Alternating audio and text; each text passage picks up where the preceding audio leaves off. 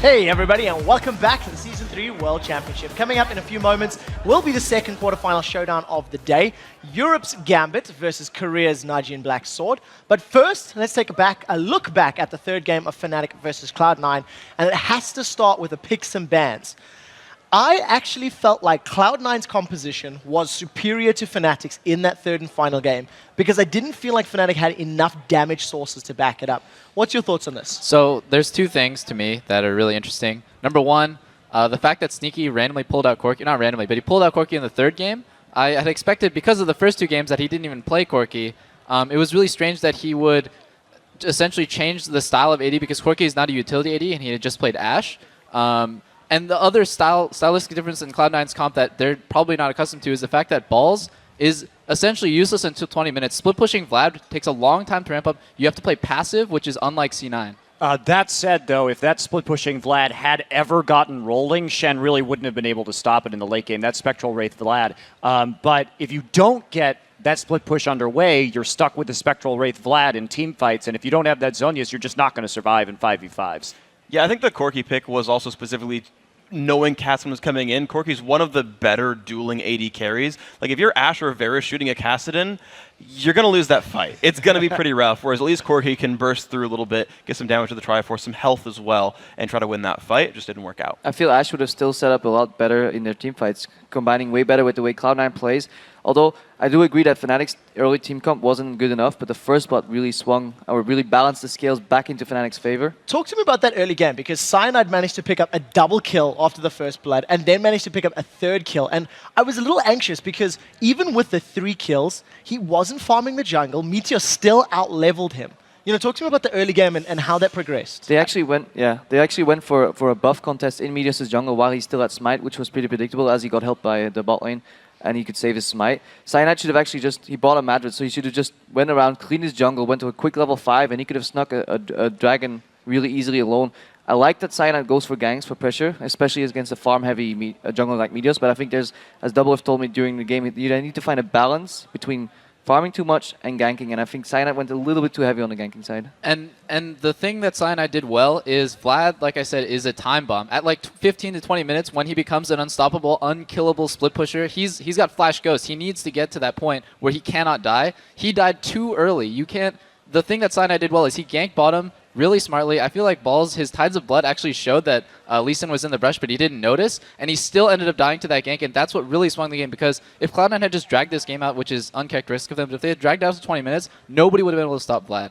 Vlad. Yeah, I agree too. And to go back to that with Cyanide, I mean, getting that fast Madreds, if you can come over, because if you're playing on blue side and you can queue over the back of the Dragon Pit, incredibly hard to even detect that that is going on. And all he had to do, again, is just go through the jungle really quickly. So yes, Fnatic did get 2 kills early, but I think we all felt like he didn't really maximize those gains. Yep. Yeah, I agree. And even just to sort of solidify your point even further, that lane was the solo lane of Cloud9. Balls was not going to go put wards down in the Dragon Pit. Like, the entire game was set up for that play. Yeah, I mean, a Vlad contesting Dragon at 6 minutes, I don't think so.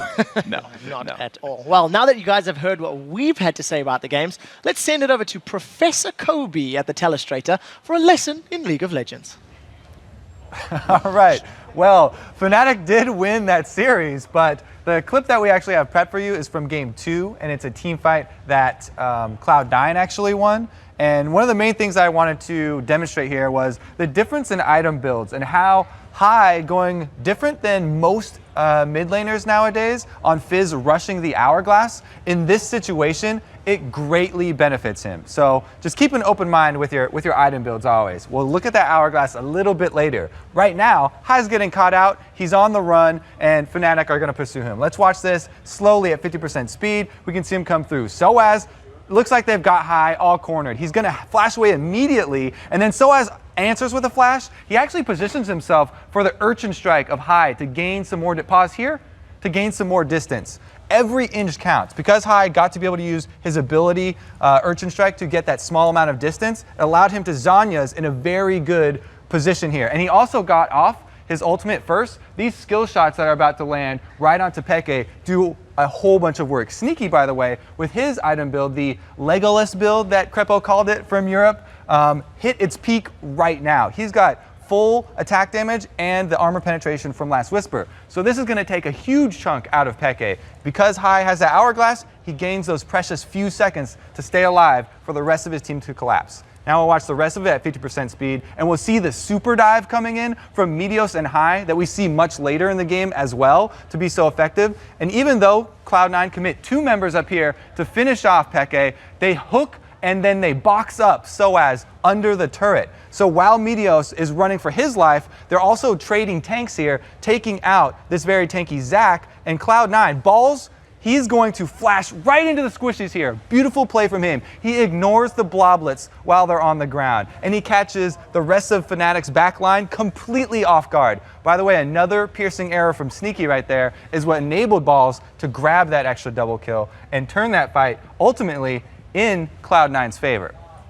Lesson for today, I guess, is variance in your item builds, guys. You don't want to tunnel on one thing all the time. With that, I'm going to send it back to the guys at the desk.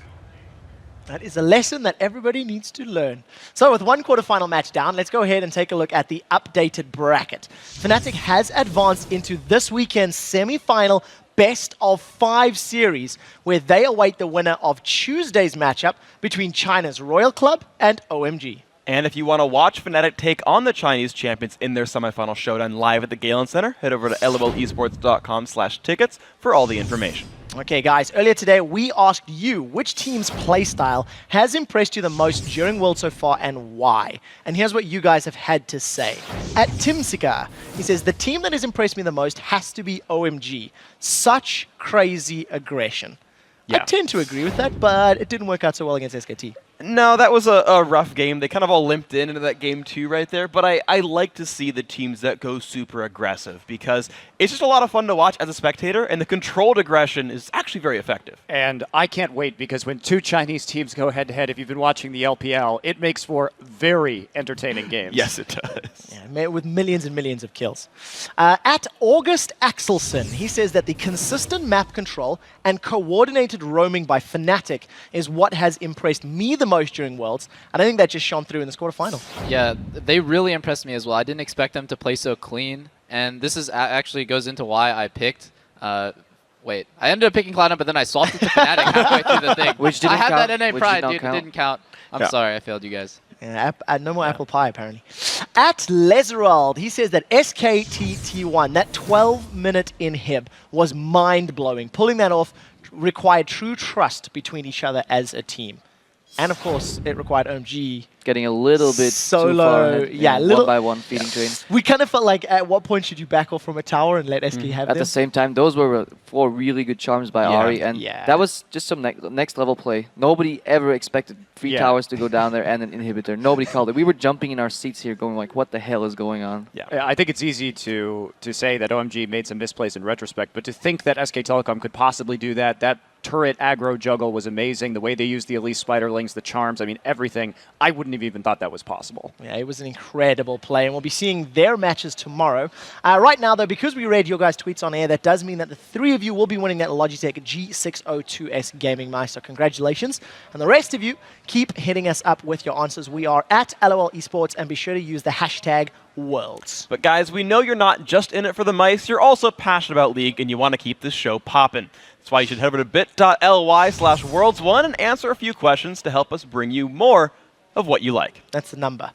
And I guess, you guys know what we want more of. Tomorrow's going to be the quarterfinals. They will be continuing with 2 more best-of-3 series. Up first, the Gamma Bears try to make it 2 Summoner Cups in a row for Taiwan, but first they'll have to get out of the quarterfinal standings. In their way is Korea's very impressive SK Telecom T1. And in our second series, it's a rematch of the Chinese Regional Championship as the top-seeded Royal Club looks to make it 2 in a row against OMG. That action starts Tuesday at 7 p.m. Pacific and 4 a.m. Wednesday for those in Central European time. Yeah, but don't go anywhere because we still have 1 more quarterfinal battle tonight. It will be Gambit versus Korea's #1 seed, Najin Black Sword. And while the players on Korea's top-ranked squad took different paths to become members of Black Sword, today they're stepping on the stage for the first time, determined to make the journey to the Staples Center.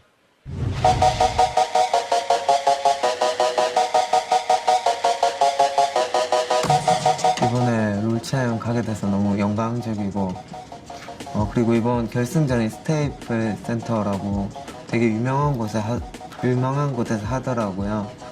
올라온 것도 정말 기쁘지만 꼭 좋은 성적 얻었으면 좋겠어요.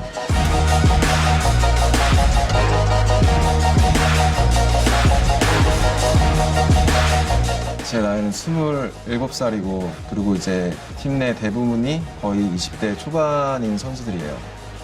그래서 좀 나이 차이가 많이 나는 편이죠. 제가 대학교를 입학을 했어요. 한다음에 스카우트 제의가 온 거예요. 한번 해보지 않겠냐고 연습생으로. 프로게이머를 너무 하고 싶어서 좀 제대를 해서 팀을 많이 찾아봤는데 그 당시에 팀이 별로 적었고 그 중에 제일 센고 강한 팀이 나진 팀이어서 제가 지원을 하게 됐어요. 사실 저희가 윈터 우승을 하게 된 이후로 계속 성적이 부진했어요. 한국 자국 리그에서 조별 예선에서도 떨어져 보고 사람들이 좀 나진 소드에 대해 인식이 좀 많이 안 좋아진 것도 있거든요. 그래서 팀 내에서 굉장히 힘든 위기를 많이 겪었었는데 사실 그래도 그때마다 친구들이 저희 팀원들이 그리고 감독님과 코치님들이 그래도 끝까지 최선을 다 해보자. 그 어떻게 보면 조금 의미 따르면서 이번에 롤드컵에 이제 8강 진출을 하게 됐거든요.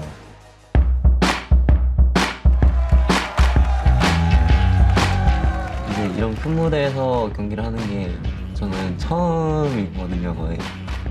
글쎄요, 마음은 1위를 하고 싶은데 그래도 적어도 저는 4강 이상은 갈 것 같아요. 저희가 다른 팀들에 비해 연습 시간이 좀 많다고 생각되기 때문에 이번에는 충분히 우승을 노려볼 만하지 않나 싶습니다.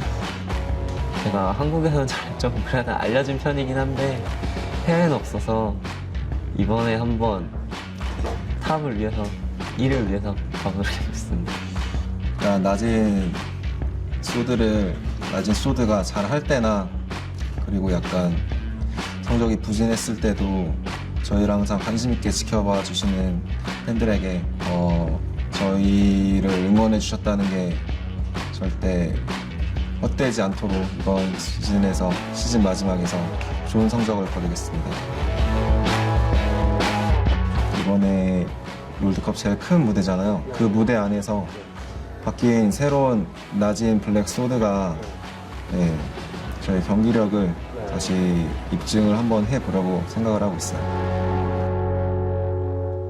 Well, that video definitely makes me wonder how much they've been practicing. This is the team that we've been talking about that we don't know how to scale them because it's been a fair while before we've seen them perform on a professional level. Yeah, but they've had so much time to sit there and study. They brought their sister team White Shield over to scrimmage in basic darkness, and in fact, all the scrimmages they were playing today was with their sub-mid laner just to get a taste for the other teams and keep their main strategies still in their back pockets. Well, it is now time to make some predictions. 3 of you guys foresaw Fnatic's quarterfinal victory coming up, and 1 of you tried flip-flopping more than Fizz. Who would that be? Benedict sure. Arnold over here. I saw the game 3 coming, dude. I saw it coming. You did, but unfortunately your pick was locked in. So now it's time to see who you think will win our next quarterfinal matchup. We're in double of case in which team he'll throw under the bus after a loss. Najin, Black Sword, or Gambit. Who will be our second semi-final team? I want to start this one with Freak. I'm going to start things out saying that it's going to be Sword. I think they're an incredibly strong team. The fact that teams won't have a read on them is very important. And on top of that, Gambit's been very inconsistent so far. So I think that all points to a Sword victory. Crippo? I'll have to go with a Sword as well, I believe. Gambit does have the group stage advantage, but they were a little bit too shaky. I think Sword has been practicing so much, and I think Sword has an edge. Yeah, I'm going to stick... Nice pun. I'm going to stick through this one the entire way because you guys are haters, okay? My vote is Sword. The roster is really strong. They have an all-star AD carry. They seem unpredictable, or not unpredictable. They're unscoutable. They could do any strategy that they've been practicing for months, and there'd be no way for Gambit to figure it out. You sure? You don't want to change? I'm not going to change it, dude. I'm getting so much flack for flip-flopping. I'm going to take Najin Sword as well. Again, we've been over it. They're hard to scout, but their primary problem was their play calling. When Nagne left the team and Expession moved from Shield to Sword, this was Sword's attempt to create an incredibly powerful world-class team. And on paper, their talent is absolutely amazing. If they've gotten their play calling together, which was, and their pick and ban phase was also pretty poor before, and that's a big part of why they got knocked out of groups in Champion Summer, but they've had some time to work on it. If it's better, I think they can take Gambit. We'll have to see if their play calling can come into effect against Gambit, who are able to get early advantages, and we'll be seeing that in just a moment. When we come back from the break, Alexich and Gambit will battle PraY and Najin Black Sword for a spot in the semi-finals. The Season 3 World Championship will continue after these short messages.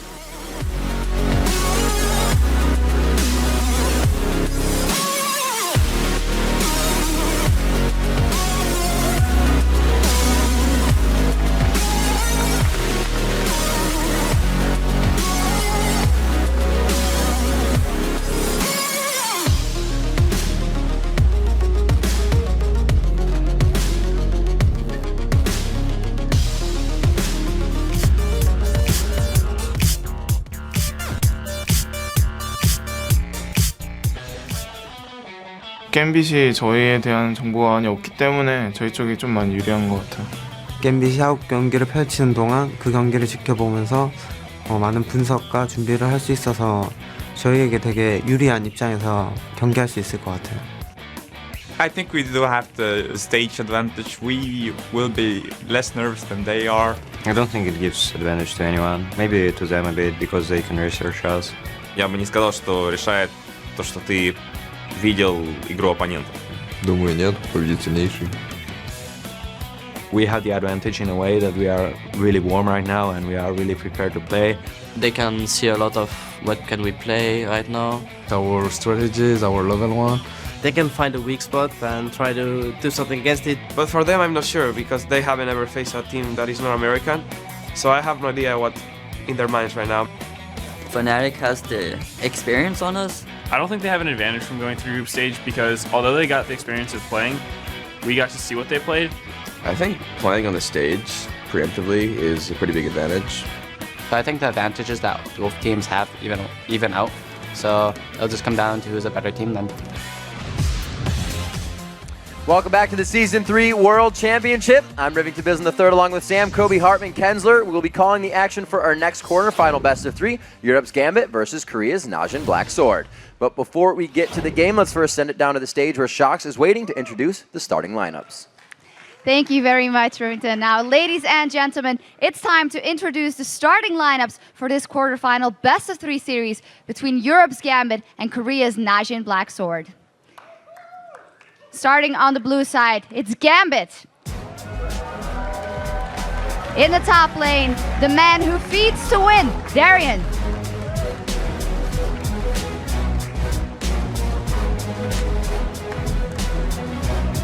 Starting in the jungle, the 2013 European All-Star, Diamond.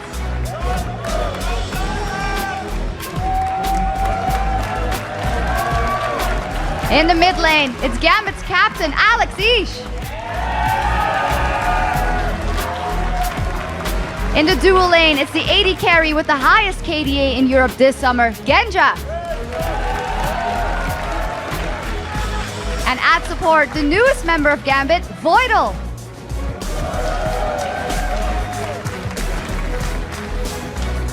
Please give it up one more time for Europe's Gambit. Thank you very much, gentlemen. Please take your positions, have fun, and good luck. And starting on the red side, it's the Korean champions, Najin Black Sword. In the top lane, they call him Excalibur, and he's just as sharp, Expession.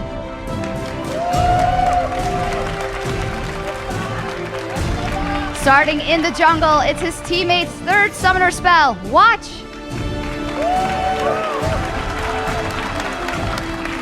In the mid lane, making his international debut, it's Nagne.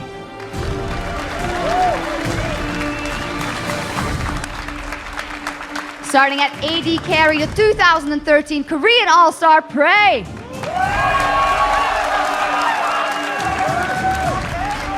And at support, the man who racked up 225 assists on his way to Worlds, it's Cain. Please give it up one more time for Korea's Najin Black Sword. Thank you very much, gentlemen. Please take your positions. Good luck and have fun. And now let's send it back over to Kobe and Riv for a close look at this matchup, guys. Thank you very much, Shox. And coming into this quarterfinal matchup, there are plenty of people surprised that Gambit has made it so far into this Season 3 World Championship with, what they did on their own, and then coming in and faltering a little bit versus Vulcan. They've definitely turned on a different switch. Yeah, I guess only Monty really picked them to come out of the group. That's true, the dark horse. He had it right. Dark horse. But they tied for second, and they beat Korea's Ozone in a one-game playoff to win their way into this match. And in the middle of all the action for Gambit is who else but Europe's all-star mid laner, Alex Ish. Oh yeah, Alex came up clutch in their one-game tiebreaker against Ozone. Ozone let him have Kassadin, and he got 13 of his 52 group stage kills in that one match. I would be surprised if Najin Black Sword lets Kassadin through during this series because we just saw what European mids can do with that champion. And Alex and Gambit have definitely stepped up their game since their late summer boot camp, but now they go toe-to-toe against Korea's #1 seed, Najin Black Sword. This is the second trip in a row to Worlds for NBS. Last year, they got knocked out of the semifinals by the eventual champs, TPA.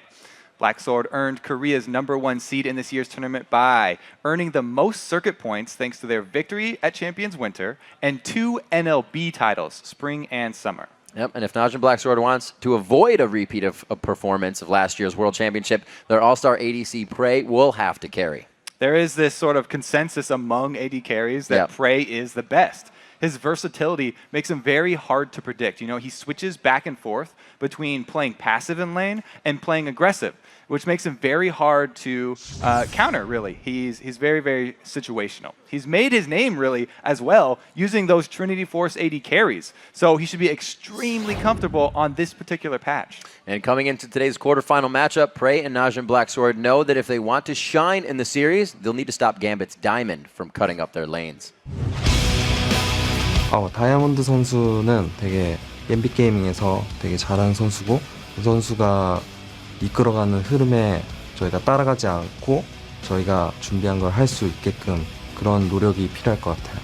정글러가 실수를 하면 좀 이 게임에 미친 영향이 큰데 그 실수가 좀 되게 적어서 그런 점이 안정적이고 좀 새로운 메타를 많이 만들어내시잖아요. 그런 걸 많이 보고 배우기도 했고 굉장히 좋아했던 게이머이기도 해서 이번에 한번 꼭 붙어보고 싶었어요. 그래서 이번에 꼭 하게 돼서 좀 재밌는 경기를 했으면 좋겠어요. It's always good to hear such words. I haven't seen much of him later, but I know that he's a cool guy, I see. Probably they were practicing as well. They could watch all our matches, like we could watch everything. We have something in our pocket, but let's see if it will be enough.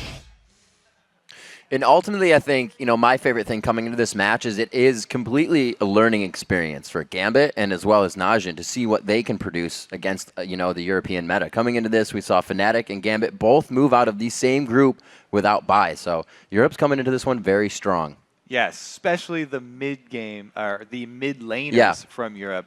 We'll have to see if Najin can actually handle that. Really, though, I love always focusing on the jungles. Of course you do. This little matchup here, though, is very interesting because, like we just saw in the video, everybody knows Diamond has been a world-class jungler for a very long time. But watch, right now in Korea, he's at the top of the solo queue ladder. He's widely regarded as having extremely strong mechanics, but there's not a lot of actual footage that people can use, to study his paths and come up with counter ganks or get his tendencies down before they come up in the match. Meanwhile, Najin Black Sword, not only have they seen Gambit's games already here at Worlds, but they've also brought their sister team, Najin Shield, to practice with. I don't know if people are bringing that up, but they've got a guaranteed scrim partner. As much as they want to practice, they can. And also another factor that goes into their favor, the analyst desk was talking about, the two mid laners, Nagne or Song, depending on which one they want to go with. We've seen a few teams kind of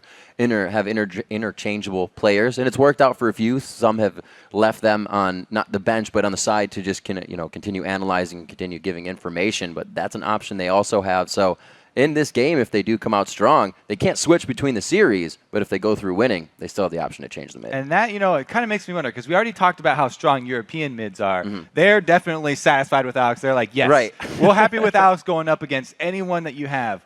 But is it because Najin Sword have, they think that Song is weak that they've brought this other sub in, or is it because they just have two different styles and they're two different sets of champion pools and they're trying to bring more mind games into it? If it is any sort of weakness in the mid laner, then Gambit will take advantage. We can always speculate, but we are about to see quite soon. On the other hand, we've seen multiple interviews with Alex Ish, saying, they gave me Cassidy, and though a lot of people might have given me flack on social media or have previously, I proved them wrong. And the thing that really impressed me that he said on that is, when I get a champion like that, it's okay for me and the rest of the team. We can all play a little bit safer, know that he's going to be as strong as he can on a champion that's in his top tier champion pool.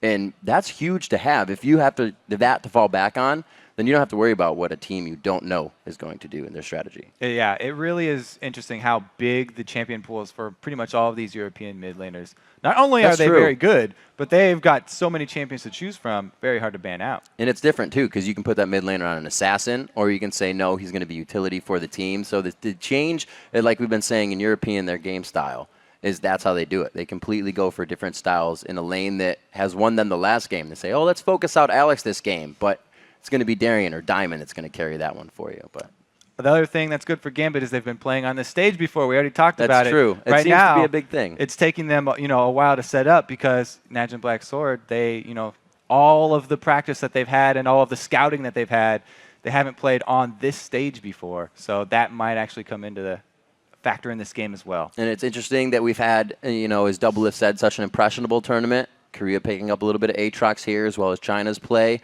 in the jungle, as well as this is Gambit's use in the jungle and top lane of Aatrox. Yeah. So that's kind of could be between both teams, although we don't know anything about Najin coming into this one. So that's the learning experience that we're coming into. However, players say that if you don't have anything to go off of, how are you going to attack it?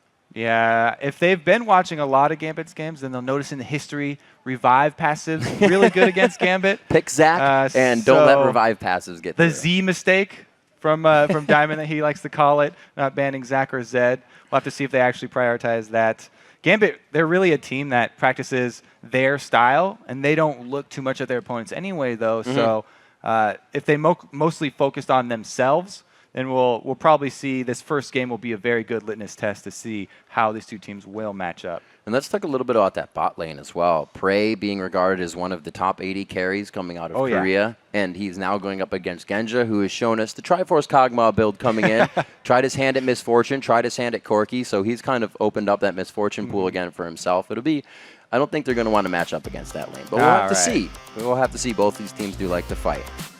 So I think that you're right. The Triforce 80 carries are going to be very, very hotly contested in this game because while, PraY's got a long history with them, Genja's been very outspoken about how much he loves that item. I'll build it on everybody. Yeah. Build it on everyone. Ooh. Okay. Expession loses his Jax. And this is that, hey, this is my top lane patch. 311, you might want to ban out my champions. We talked about Trinity Force already. The top lane Trinity Force champions haven't made a huge showing here at Worlds. They could. But Expession is definitely known for that. And by the way, there's no R in that name. So when we There say is no I know you say it around people when you're talking, and then they're like, oh yeah, he's talking about Expression. And you're like, wait, it's no art, it's Expession. Ooh, no Cassidy though the either. Eve ban as well, which has only found its way into the hands of Diamonds a few times throughout the tournament. That's interesting because that's sort of a shared champion between these two junglers. Both of them like to get a lot of ganks off early here. Watch definitely likes to constantly gank his lanes extremely early for extra pressure on them to get his lanes rolling. Yeah. Take out summoners, just get a good trade down, large chunk of health out of that lane opponent, and then return to the fog of war. It's crazy to continuously see Cassidy banned here. You think, no, Riv, it's not because he's winning. But in Korea, that's considered Cassidy has a lot of bad matchups. So he just really isn't played. But they're showing the respect of what Europe has brought out with Cassidy. And it was actually first ban from Najin. So maybe, the earlier games that Gambit played, where Alex was successful on that Cassidy, has actually helped them. And it's got them a ban here from that's Najin absolutely Sword. true. That's a good way to look at it. Another pick for them to come out in a champion pool he just showed. somewhat just showed. He's been doing it for a while. Expession picking up the Ahri. So mid lane, as we said, and have said it before, this is a mid lane centric tournament, and it gets top tier for Najin. It's good to point out as well. We have the sort of sub middle here for Najin Sword. It is Nagne. He's only played 2 games, and that was in the NLB. Both games were Ahri. So this is definitely a go-to champion here for Nagne. He's going to be very happy with that Ahri. But they had to trade the first pick Shen away for that, which Gambit definitely has a very high value on that. For Darien, it's right up there with that Aatrox top 2. It allows Darien to fight. And as Shock said, feed to win. He can do whatever you want. You still get stand united if you're down in kills. Sona getting picked up with the Varus as well. Some pretty normal pickups here. Voidle, I believe, has Sona at least 80% of his games here in the Worlds. Now, PraY mousing over that Twitch. He's got a lot of Twitch games under his belt as well. If it's not a Trinity Force AD carry, then it's a lot of Twitch. Bringing back the League of Draven. But I don't think so. They're hovering Nunu. Draven right now expecting the goes to get switched out, and maybe the Twitch, the kill potential coming out there. But they do lock in the Nunu. All right. I like this. So, Watch now has a very high potential for counter jungler because just a bit. Not going to be a support Nunu there. We've already got Thresh locked in. It's going to be a Thresh and Twitch lane. And like I said, this Twitch is banned out all the time against PraY. It's definitely all of these champions really for Najin Sword. They're getting the champions that they're very, very comfortable with. And I guess this, this is that unfamiliarity with the team that's coming into play for them. And whenever a Fizz is picked, that means there will be plays made. That's just how Fizz is. Very cool to see a Fizz coming up for Alex in this game. But you're right. We are seeing the Nunu going to have that counter jungling. Possibly seeing Najin Sword going for the invade on that blue with the 2v1 top lane if they can squeeze it in. They're already setting things into motion. And, Gambit right there, picking the Fizz after that Ahri, they obviously are very familiar with any of these mid-lane matchups. Right. A lot of time in Europe, people will just give over Ahri so that if Fizz is still left open so they can use it as a counter pick. I think it's more of a soft counter for me. Some people are go both ways on this one, but it's really all up to Alex. If he's able to dodge all those skill shots, then that really takes all of Ahri's punch out of the game here. So he's going to have to hold on to that playful trickster. We've seen in the last game, Hai actually a lot of times was using it to farm. Yeah. Because he maxed that first and used the area of effect damage to farm, it's and scary then he paid for it. Using your escape to farm. Probably a problem. This is interesting mouse over here because Expession is one of the few top laners nowadays that plays carry top laners. He's a very strong mechanical player, so he has the ability to use carries up in that top lane. Very heavy on the AP side coming from Najin to start this match off. We do see that Diamond picked up Elise in the jungle. He's favored that towards the past 3 or 4 games that they'd have, but I'd have to say Diamond has one of the most versatile jungle setups that he's had. Aatrox, Evelynn, Xin Zhao, Lee Sin. He's definitely been helping the team keep a variety in there, and really hard to ban now. So with these picks and bans down, it's going to be Najin versus Gambit as we go in to our next matchup. Kobe, what are you thinking about these compositions right now, seeing that much AP from Najin? It's pretty AP heavy, but really most of this tournament has been AP heavy teams from both sides here. What's really interesting is that Diana right now is holding on to teleport, and Diana is really a very much all-in champion. She's pretty easy to gank already because she's melee and she has to get up there. So we'll have to see whatever jungler is able to have an effect on the top lane that have the Shen global and the Diana with her teleport. I think that team's going to come out with a pretty big edge because those are both melee champions. They both can set up ganks very well. So there's the potential for a lot of action. We'll see what they have for each other as the teams load into the match. Let's check out which squad the fans think is stronger. According to LOLesports.com, it's a close one. 56% think that Najin Black Sword will win their way into the semifinals. The analysts also say Najin. Yeah, all the analysts said Najin there. The audience definitely a lot more split. I think this is going to be a really interesting matchup. We talked about the jungles. It's going to be a jungle Nunu, though. Anytime he's in the game, it puts a lot more pressure onto the opponent because they have to worry about those buffs. You can't just rely on your smite to even secure your own buffs, because he's got much more true damage that he can come in with. And Diamond specifically is a jungler who hates any sort of jungle invades. If there's ever vision inside of Gambit's jungle, he will call down pink wards from all over and clear that Call thing it out. down from the satellites. All right, we are into the game. Who is going to be making it on to the semifinals? We are under our second quarterfinal match here. Gambit versus Najin. This is a best of 3. We'll see what can be done. We have had Gambit going through these best of 1s through the group stage. They are warm. We saw what that provided for Fnatic versus Cloud9 in our previous matchup. We'll see if Najin can prevent that damage. Najin, we also have the Nunu here starting with a ward of his own. It's always very important as a Nunu to make use of the potential that you have for counter jungling, because later in the game, he doesn't scale that well. He's basically turns into another support, and they're going to rely on that Blood Boil and PraY to really hard carry this later. A lot of pressure is going to be on PraY in the mid and late game to be the main source of damage. A little bit of burst there, got 300 altogether. But they are going to get the wards they want, and they will not be contested on it. PraY will back. It seems like if they're backing, we're going to get that 2v1 towards the top lane. They're not just going to hover down to that bottom side. Genja just on the outside, waiting patiently, and smart as well. Interesting how we have this combination from Najin's sword with Diana can go in and suck everyone into a small area with her Moonfall. A little vacuum. And then we'll have PraY with the spray and PraY with being able to get off all those AoE auto attacks. Late game's looking very interesting for Najin's sword. Meanwhile, Gambit have pretty much a similar style here. They've got the mid laner who's looking for picks, that Fizz Assassin, and they also have the top laner with the global presence.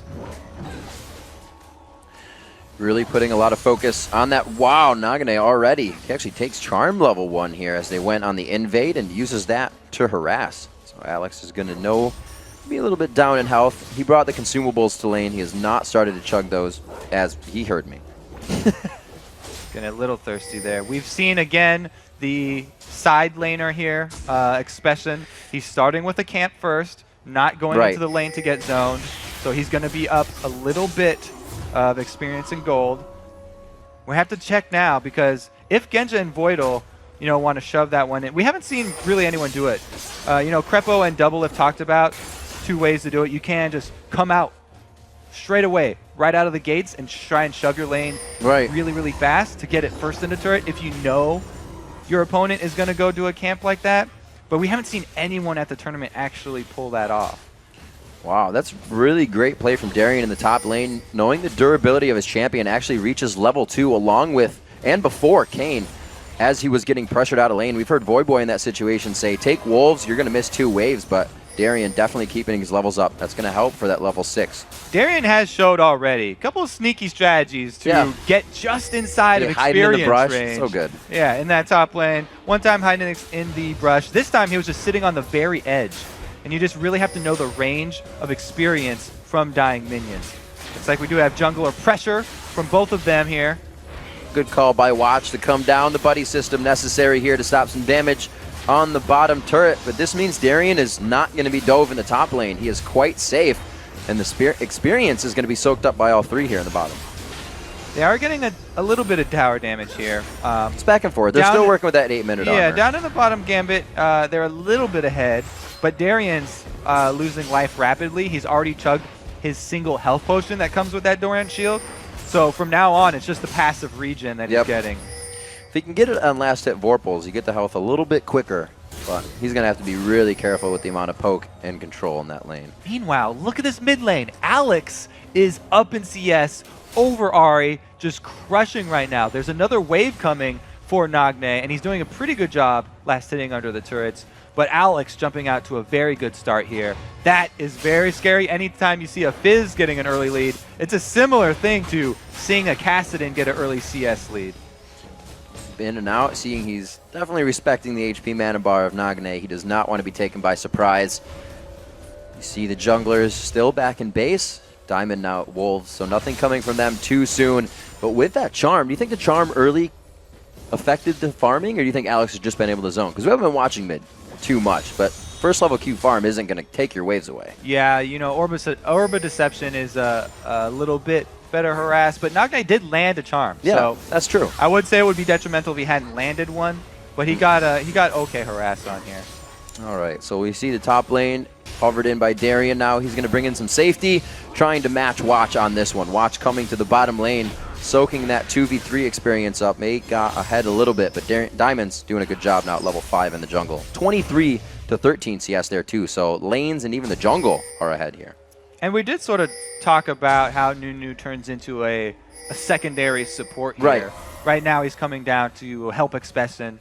They shove the lane up to try and get to reset into the turret. And just because of the way the minions got back to lane, it is going to be shoving slightly in their favor.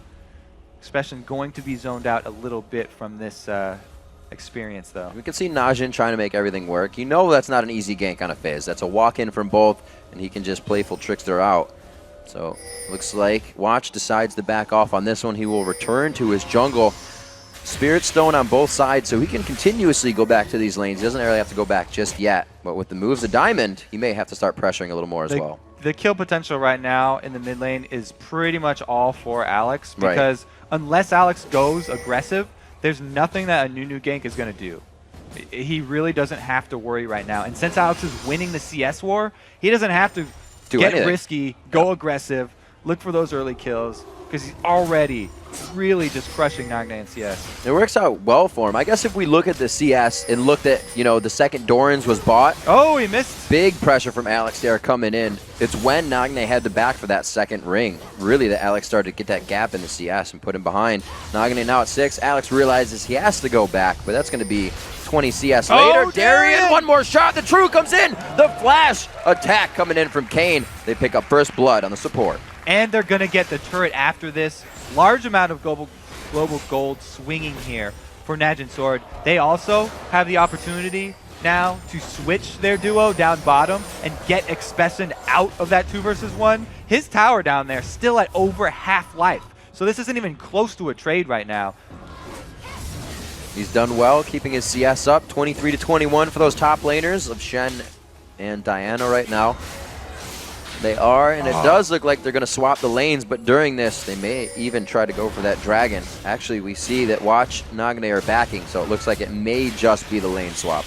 That is just really perfect timing to get that turret as well for Najin Sword, because now they can bring their AD carry and support back down so to get them dragon control. This is very, very huge for them. The 8-minute dragon is already pinked, and they're going to have not only all 5 members down there, but a new jungle. His smite's not actually up right now, but he does have consume, and he is heading down towards it. Yeah, they definitely put the chess pieces in place. Smart of Nagne and Watch to both back and get a few extra items, picking up the chalice, getting themselves some more wards so they can cover this area. Now with those chess pieces in place, they can begin to move. The dragon will be danced, and Gambit looks like they will contest it. Well, Darien's got to stand united. A lot of wards. Right now, Gambit are calling for Darien to shove his lane as hard as possible. They want to delay Najin Sword around this dragon, get as much advantage up in that top lane. If Darien can shove that wave into the turret before Expession gets there, it'll be a pretty decent win for them. Very interesting to see Najin back off after placing so much golden wards. You can see the pinks already coming out. Sub 10 minutes in the game. They have 5 going across the map and right on that objective that they want to take quite soon. Now we do have Diamond coming in, sitting on Gambit's pink ward in the bottom lane. If they can get a gank for pressure. Wow, right out of the playful Trickster. Got him on the Trickster, goes in. It's Chum the Waters out on the Nagne, but the burst isn't there. They see Shen to start to come in. Nagne gets it up. There's the attack. They pull it around. The teleport now coming in from Expession. Is he there? It's going to be Darien and the safety for Alex.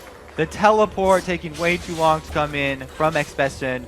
Really good answer there. Darien's got Alex's back, and he turns that gank around. Anytime you look for a 1 versus 1 situation, you have to keep in the back of your mind that Shen Stand United is available there. Even though it was a great pick from Nagne, you know, he definitely didn't want what he caught there.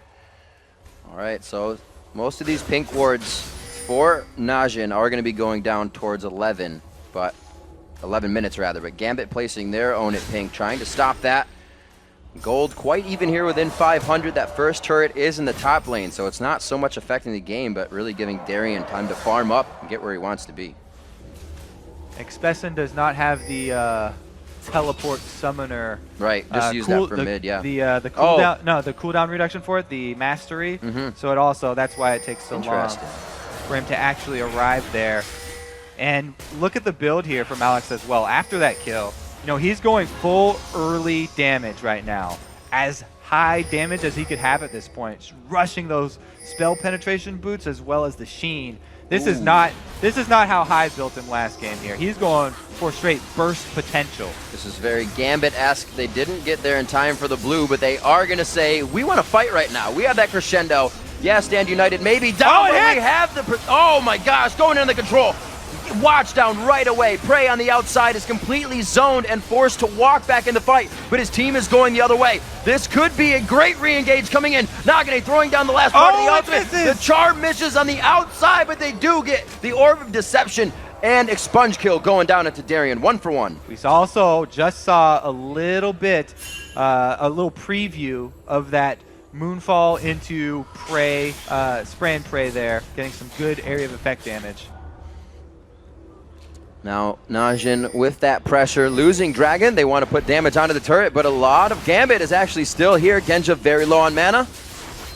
Looks like they won't be able to do too much here. Alex may try to communicate with the team. They may try to save on the repel. Cain takes quite a bit of damage there, but another member showing up. Nagne just on the outside causes they got Diamond's flash out of that after, too. We've seen how dangerous Ahri charms at tower sieges can be, especially in the SKT1 game. Really good job here by Najin Sword taking the turret after. Gambit really need to back off. And you can tell how much strength Gambit has still in this game. Losing 2 turrets, they're only down 200 gold because their lane's doing so well. 95 to 78 in that mid lane. 54 from Diamond to Watch's 35. He's definitely playing that support role for Nunu. And Darien doing a good job of last hitting under turret, too. Yeah, absolutely. 70 to 58. Large stack of minions right there.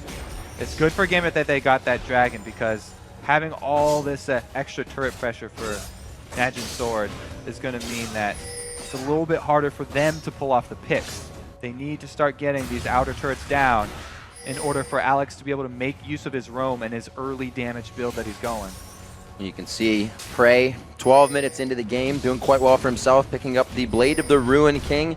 He has quite a team of dive buddies within Darien Diamond trying to get him right in the beginning of the fight. We saw that Alex Ish actually caused him to flash out of the fight with Chum the Waters last time, so the focus is there from Gambit. They're using their dive composition quite well. Najin, we can see the re-engage coming from Expession. The teleport has been big in these fights, and Nagne has actually been holding that Spirit Rush for quite a long time, so it's almost like they're allowing Gambit to expend everything they have before they even want to try fight him. Yeah, you mentioned, you know, Alex forcing PraY out of that fight, and we saw how Alex just obliterated Watch. Yeah, too. In the beginning. With the early damage here. There's a small window right now as well where Darien has Stand United and Expession does not have his teleport up, so the possibility of any sort of ganks here for Najin Sword would be, again, it would turn out the same way the mid happened last time Nagne went aggressive, where Gambit have the extra man to come in and back up. It looks like not everyone, but at least Expession and Nagne kind of building as a unit here, building that penetration for boots early after the Chalice, and then the Abyssal Scepter to come out from Expession so they can both itemize well into damage for the magic. I do like stacking that heavy flat penetration. Yeah. Because at this stage in the game, there's no magic resist having been built on Gambit. Flat penetration, extremely effective here. I like that they're also only building one, whereas, you know, Nagne, he's not building one for himself either. They're getting that single one on Diana, make use of the aura, and their team fight with all that magic damage is going to be very important. Meanwhile, they can rely on PraY's AD to be the sole AD threat here, and that allows them to build this flat penetration instead of percentage, because they know Gambit won't itemize towards it very heavily. Let's see, only 2 kills on the board, 14 minutes in. Both teams respecting what has been happening, the movement, and really not knowing if they've been on wards. It's Pink Ward's fight. We haven't seen any of the oracles come out yet, and anybody try to take too much control, because they know they're only within hundreds of gold of each other. Because it's so close right now, it really depends on the next team fight. If Gambit win, there's actually more gold up on the map for them to take. Right, Because that's true. These turrets are still standing, so there's That's a good basically point. almost, around 2K extra global gold for Gambit to take after a one team fight. But if they lose, then they're not going to get that chance, and they still don't have the map pressure because of those outer turrets. It's really something to consider is when you go hard. That turret armor is gone. They're going to be able to pressure down mid hard. We saw SKT take multiple turrets in a row yesterday, just kind of blowing everyone's mind. So it definitely depends on when you win that fight, the impact of core items coming out. Lich Bane is finished for Alex. This is going to be big damage for him. We already saw him zeroing out Watch within a matter of seconds, if even. We talked about, not much magic resist here on Gambit, but you're right. PraY, who's the target here, doesn't have any magic resist of his own. He's going to rely on that heal from his Blade of the Ruined King, but that's going to be reduced by Alex's active there. Yeah, that's true. On his Seastone Trident. So he'll have no problem blowing up PraY if he can catch him. Well, we'll see where they can go from here. Still with 2 turrets down on Najin's side. The gold is practically even within just a few bits. There it is, equaling out. 16 minutes in. Both of the teams still communicating quite well. Nobody has fallen into that pit. It seems like they are all organized and rotating together at this point. So moving into the mid, we do see Voidle start to focus there. Should have Genja joining them soon, but nobody wants to make the move here. It's going to be 3 seconds for the next dragon, and that's what all eyes are on. The next fight here is going to be explosive. Both of these teams are very similar in what they're trying to pull off. They here. don't even hesitate. Ari going to be looking for the pick on the outside, but you have to keep your eyes on Alex. Wait. Oh, there's the Shen. Expession goes in with his ultimate, but he got the cooldown by using it. Voidle getting hurt quite bad there, going into the fight. Cain is right in the middle. Watch is so low, they could get ticked down here. Gambit pulls themselves together after the AoE is gone. Oh, the piercing arrow from Genja. Expession on the side. Genja, do you have it? It's going to be Alex Ish. Trying to get over the wall. He gets it. Boom, right to the side. Triple kill coming in for Alex. Nagne tries to get the charm down to the flash over the wall, but nothing catches. It's going to be a 2 for 4, and it's going to be Dragon for Gambit. Such a sweet little move right there by Genja at the end of the fight to aggro the dragon, effectively turning that dragon pit into a very dangerous situation for Najin because they have to get out. The extra damage becomes... Okay, it's a good box what right a in the chain middle, of corruption. but it actually... Wow. Right there with the Nunu ultimate. And right now, I thought it was great for Najin because PraY got out after Alex tried to go all in on him. This charm onto Darien. Oh, the snipe does finish him off. PraY goes down in the end for Alex's second round of Playful Trickster. And this is where Expession has to leave the Dragon Pit because it's attacking him right now. Only right into Alex's loving arms. 18 minutes in, Kobe. You were pretty right. That was going to be an explosive fight. It came out huge. Both teams were sitting at 2-2 previously. Now 6-4 just a few minutes later in a 2,000 gold lead, the biggest one we've had yet in the game. But both these teams are still into that. Gold lead almost doesn't mean anything just yet. It does mean, though, that Gambit can somewhat dictate the game and move where they want to. You know what it means? It means a needlessly large rod on Alex Fizz. That on top of the Lich Bane is a giant amount of damage. Lich Bane just means that Fizz scales even harder because there's effectively another AP ratio on that champion, and he is going to have no problem. Even half a rotation probably is going to be able to blow up his intended target. Oh, Genja. I thought Genja was going to get poked on in that bottom lane, but it's the side that PraY and Watch both heading back towards the top. They are considering now moving fully as a team, and they want to put some pressure down on this mid turret. Yeah, you're right to be worried because Genja has been caught out before when he's down in the side lane, just farming like that without vision. And Twitch is the AD carry. That's the one that'll make it happen. If anyone's going to go up and pull one of those sneak attacks, Twitch with Blade of the Ruined King is a good option. But PraY doesn't want to overextend himself. Darien, however, gets caught here. Half his life already gone. I'm going to say 4 or 5 spells is worth the ward. Darien gets out. His HP, though, not so much worth that. Should be safe. Stand United will be coming up soon. So if he bases right now, it's not going to be too terrible, but they want to keep all that pressure there for the mid turret. We have to recognize Alex 4-0-2 in this game. With every kill on Najin going across their entire team. First blood was actually onto Cain as well with that flash. So the gold isn't exactly going where they want it, but they're getting a few kills. the next team fight too is going to be very interesting because Fizz is so hard to peel for your AD carry, but they have to at this point because Alex has so much damage. So what you want to see if you're a Najin fan is Cain spreading out far away from PraY in the team fight. Usually you want your, oh, PraY's going in for a kill here. Darien definitely caught. Yep.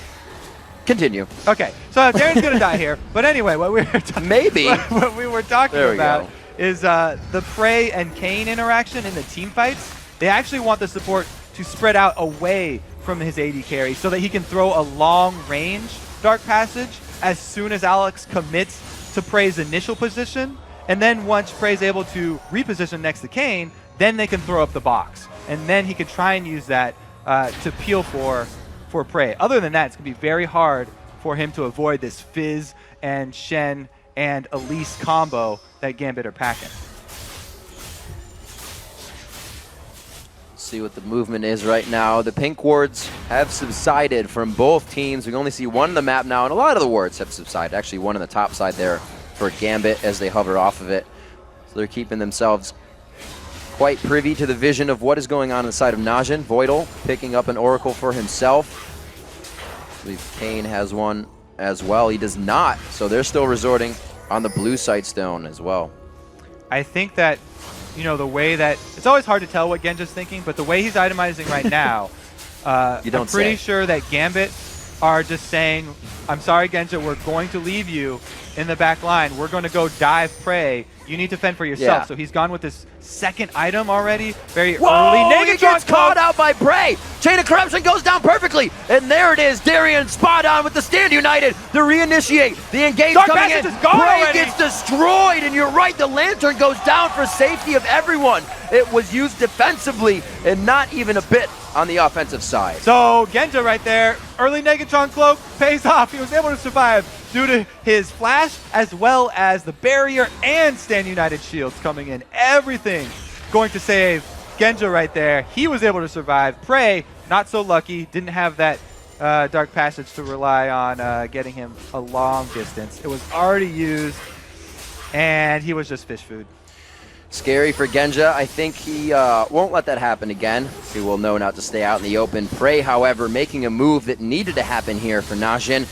We haven't seen too much since any of the Dragons. That would have really been the first straight on play. It would have put them at 7-6, but right now 7-5, holding off that kill, and still just about a 2,000 gold lead. Almost 3,000 coming in here for Gambit. Gambit are definitely feeling pretty good about this mid game so far. Like we said, all of the outer turrets are still available for them to take when they win a decisive team fight. So a decisive team fight for them means a huge swing in this. It's not just the kill money that they're going to go after. So they're leaving PraY in the bottom lane now to farm it out. And it's going to be somewhat of a pressure here from Gambit, but they decide to back off. Still slow movement. The Alex over here has completed his Zanya's Hourglass, so he has that really, really dangerous combination on Fizz. He's just pulling some... He just wanted to show off. He was tired from taking down Golem. He actually decided that he wanted to go farm that side wave and didn't want to hop over the wall. That was all planned. Meanwhile, the Dragon getting started because he showed in the top lane farming that wave. This is good for Najin. They will be able to put a bit of money back on the board. Hooks a little spider grab. Eat it. Those will annoy you sometimes. All right, so Alex right there going for the farm blob instead of Dragon means that the team actually loses out some global gold. But now they're going to want to answer. Alex does have double buffs right now, though. Oh, that Lich Bane. Wow. They have a lot of possibilities to take down turrets here. The siege, siege stop, not spectacular from Najin. They have to use a few of those abilities that will really leave them in the open to be attacked, but they should be able to hold this off quite well, at least with Watch being there under the turret. Always the possibility for an absolute zero disengage, so safe, but Gambit looking for blood. Oh, Alex really wants to dive here. Now, lucky for Najin, they actually have Expession who he's targeting, and Expession has built the early magic resistance because he got the Abyssal Scepter for his team. He's also heading into an Hourglass of his own. Oh, so he will be tanky. Word. I mean, they have oracles and they have vision, but this is a 25 They know they minute can dance Baron. it. It's a lot of damage to tank And this out here. is, you have to realize this, right? This is a team saying we're stronger than you. We can outfight you right now. Let's do this. Well, normally Gambit right now would be looking for picks in the jungle, but because they haven't taken any turrets, it's hard for them to get that vision. Najin, they have these outer turrets that are doing a lot for them. You know, now that the mid is down, Gambit can sort of start to get control of these side areas of the jungle. But right there, Gambit were forcing them over to the Baron area because that's as far out as they can actually draw Najin Sword. It's really interesting. This is the point in the game where you win a fight and you realize that all your minion waves aren't in a position you want. Najin trying to move into position. Oh, he got the flash onto PraY. The cleanse was just up, though. He gets himself to safety. The dark passage is down. This is what helps PraY get to safety. Very good plays. Alex puts himself in the middle of the fight, going for Cain, but he gets taken down. Great spirit rush and focus by Nagne. I actually think after Gambit got PraY's flash, they should have gotten out. It's not worth a kill onto Nunu. You should definitely take the win. Taking out PraY's flash means that he is very, very vulnerable to Alex. So actually re-engaging there on Nunu, even though it was a pretty easy kill on Nunu, not the best of trades for Gambit because they had to give up Alex for it. Oh no, Genja's gonna eat it. PraY walks right on a Genja, but there's the Stand United coming in. The taunt to come out, and that is a dead PraY. Buff transfer to Genja secured. Darien still with the Stand United up. Not something you would expect Yeah, after that well, fight. I didn't expect. But that goes to show how chaotic the fights are, because they didn't know it was still up. Najin had no idea. That was a huge win, though, for Gambit, because like we said earlier, PraY is definitely the backbone of this team right now. If he's down, they have full reign of the map. 3-1 in turrets. Not looking good for Gambit, as you said, in that map vision. Having these turrets on the outside pushes the lanes, gives Najin places to run to if things go awry. And right now they are using it to their advantage, having that pressure on to drag, or Baron rather. They just pressure down mid, get themselves a turret. Not picking up any kills lately. You know, Najin Sword, because that Stand United was used, now they're the ones with the teleport, so they can can make use of the split Persistent. push. Which is what they're doing. They've got Expession split pushing, but Gambit, they are going to call the bluff here. Burning this dragon down. It's going down really quick. Watch this Nunu, though. Oh, man. Really good at stealing. Consume Feast. Oh, he got it so big. Darien's going to be able to take them out, but they stop that gold lead. That puts the golden exactly even with the Baron steal. Why in the world would you rush the Baron against Nunu? Really well played by Watch right there, though. You have to shut him out. You can't say anything bad about him. He comboed the Consume and Was Smite. he in range? He comboed that pretty well. Yeah, okay, we'll have to look at a slow replay. He got it. He flashed in. He was almost in there for that, but he definitely got it with the Smite. Yeah. Alex in trouble. He has used his Zanyas in the Baron pit. Woo. A little bit of trickster there. Beautiful steer there by Watch. Just got Najin right back into this game. Up in gold, and they're wearing the Baron buff. All right, slow-mo, see if he actually bites it. No, it was just Smite. Okay. He just smited it. So he just got the Smite there. That was just pure outplay on Watch's part. Very good plays coming in here, and like we said, it was necessary. We saw PraY over at 22 minutes trying to get that kill onto Genja. Then we saw more. Watch had to do that for his team. They were down in gold. They've now picked up the lead there. The turrets have always been in their favor, and they're now able to spread themselves a little bit more thin. We've seen Expession in this top lane for the past minute or so. They're getting the pressure that they want. They did actually use his teleport in that that Baron bluff right there. He canceled it, so it was half duration on it, but it still is on cooldown here for the next while. Good thing for Najin Sword, they have the Baron buffs, so Gambit are very, very scared to go for an all-out engage, and they'll probably rather just hope for picking someone off here. And Najin really has to create this for themselves. Nothing is going to come to them right now. Gambit knows they're a little bit behind. The ward's already coming out before they even cross into any fog of war right now. So Najin still putting the pressure on, has a few minutes left on this Baron, and is going to force that down middle. Gambit getting a little bit of that standing gold back with the top turret that was so low. But Alex, he needs to get back here. He sees it. Nope, I mean, maybe not. Expession's got his Zanyas, so the possibility of a turret dive is there. But once he uses that, someone else is going to be tanking the turret, and it's actually not the best of situations to go for the dive with. Gambit are calling this bluff right now. This is actually pretty good for Alex. He's got some good damage with that Lich Bane. He is just knocking that turret down right now, and nobody's going to answer. Dragon for turret, but the mid waves are going to start pressuring. This is setting, as we say before, the chess pieces in order for Gambit to do something more after their fights, which they've been kind of on the heels after. Okay, he used his playful Trickster to farm there, so he's not going to engage on Expession. And it's actually a rotation down for Najin. So they're going to farm all 3 lanes right now. That is an attack speed twitch right now, along with the Nunu. They are going to be able to drop turrets a little faster than you might think. It's got to be regarded here for Gambit. They keep their pressure in the top lane, and they are completely spread off of this one. The bottom turret doesn't get taken down. Najin is playing a little too careful, but it looks like they will have eyes on it. Because of that Baron buff, it gave Najin Sword the time to wait for PraY's flash back up. So even though, you know, Gambit got it out earlier, it's back up now. PraY's got a pretty good answer for escaping Alex in the next team fight. If Gambit aren't able to blow that flash with something else early, then they're going to really have to watch out for that Twitch damage comboed with the Moonfall from Expession, getting everyone grouped up. Could be a very potent combo. This is exactly what we expect to see here in the semis. Gold swings back and forth throughout the entire 30-minute game in favor of Gambit, in favor of Najin, and they hold it currently at 4-3 in turrets here at 31 minutes, but down in kills. So they're strategically now out-positioning and out-maneuvering objectives here over Gambit. They're staying away from this fight comp because since they were Moscow 5, they've loved to fight, and Najin realizes that.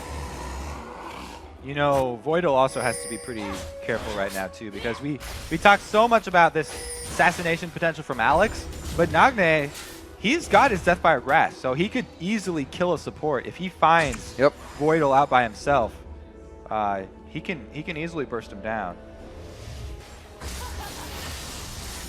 The Aegis into the locket finished quite quickly. You can see Diamond taking into consideration the magic that they are dealing with. The Abyssal Scepter was finished quite a long time ago.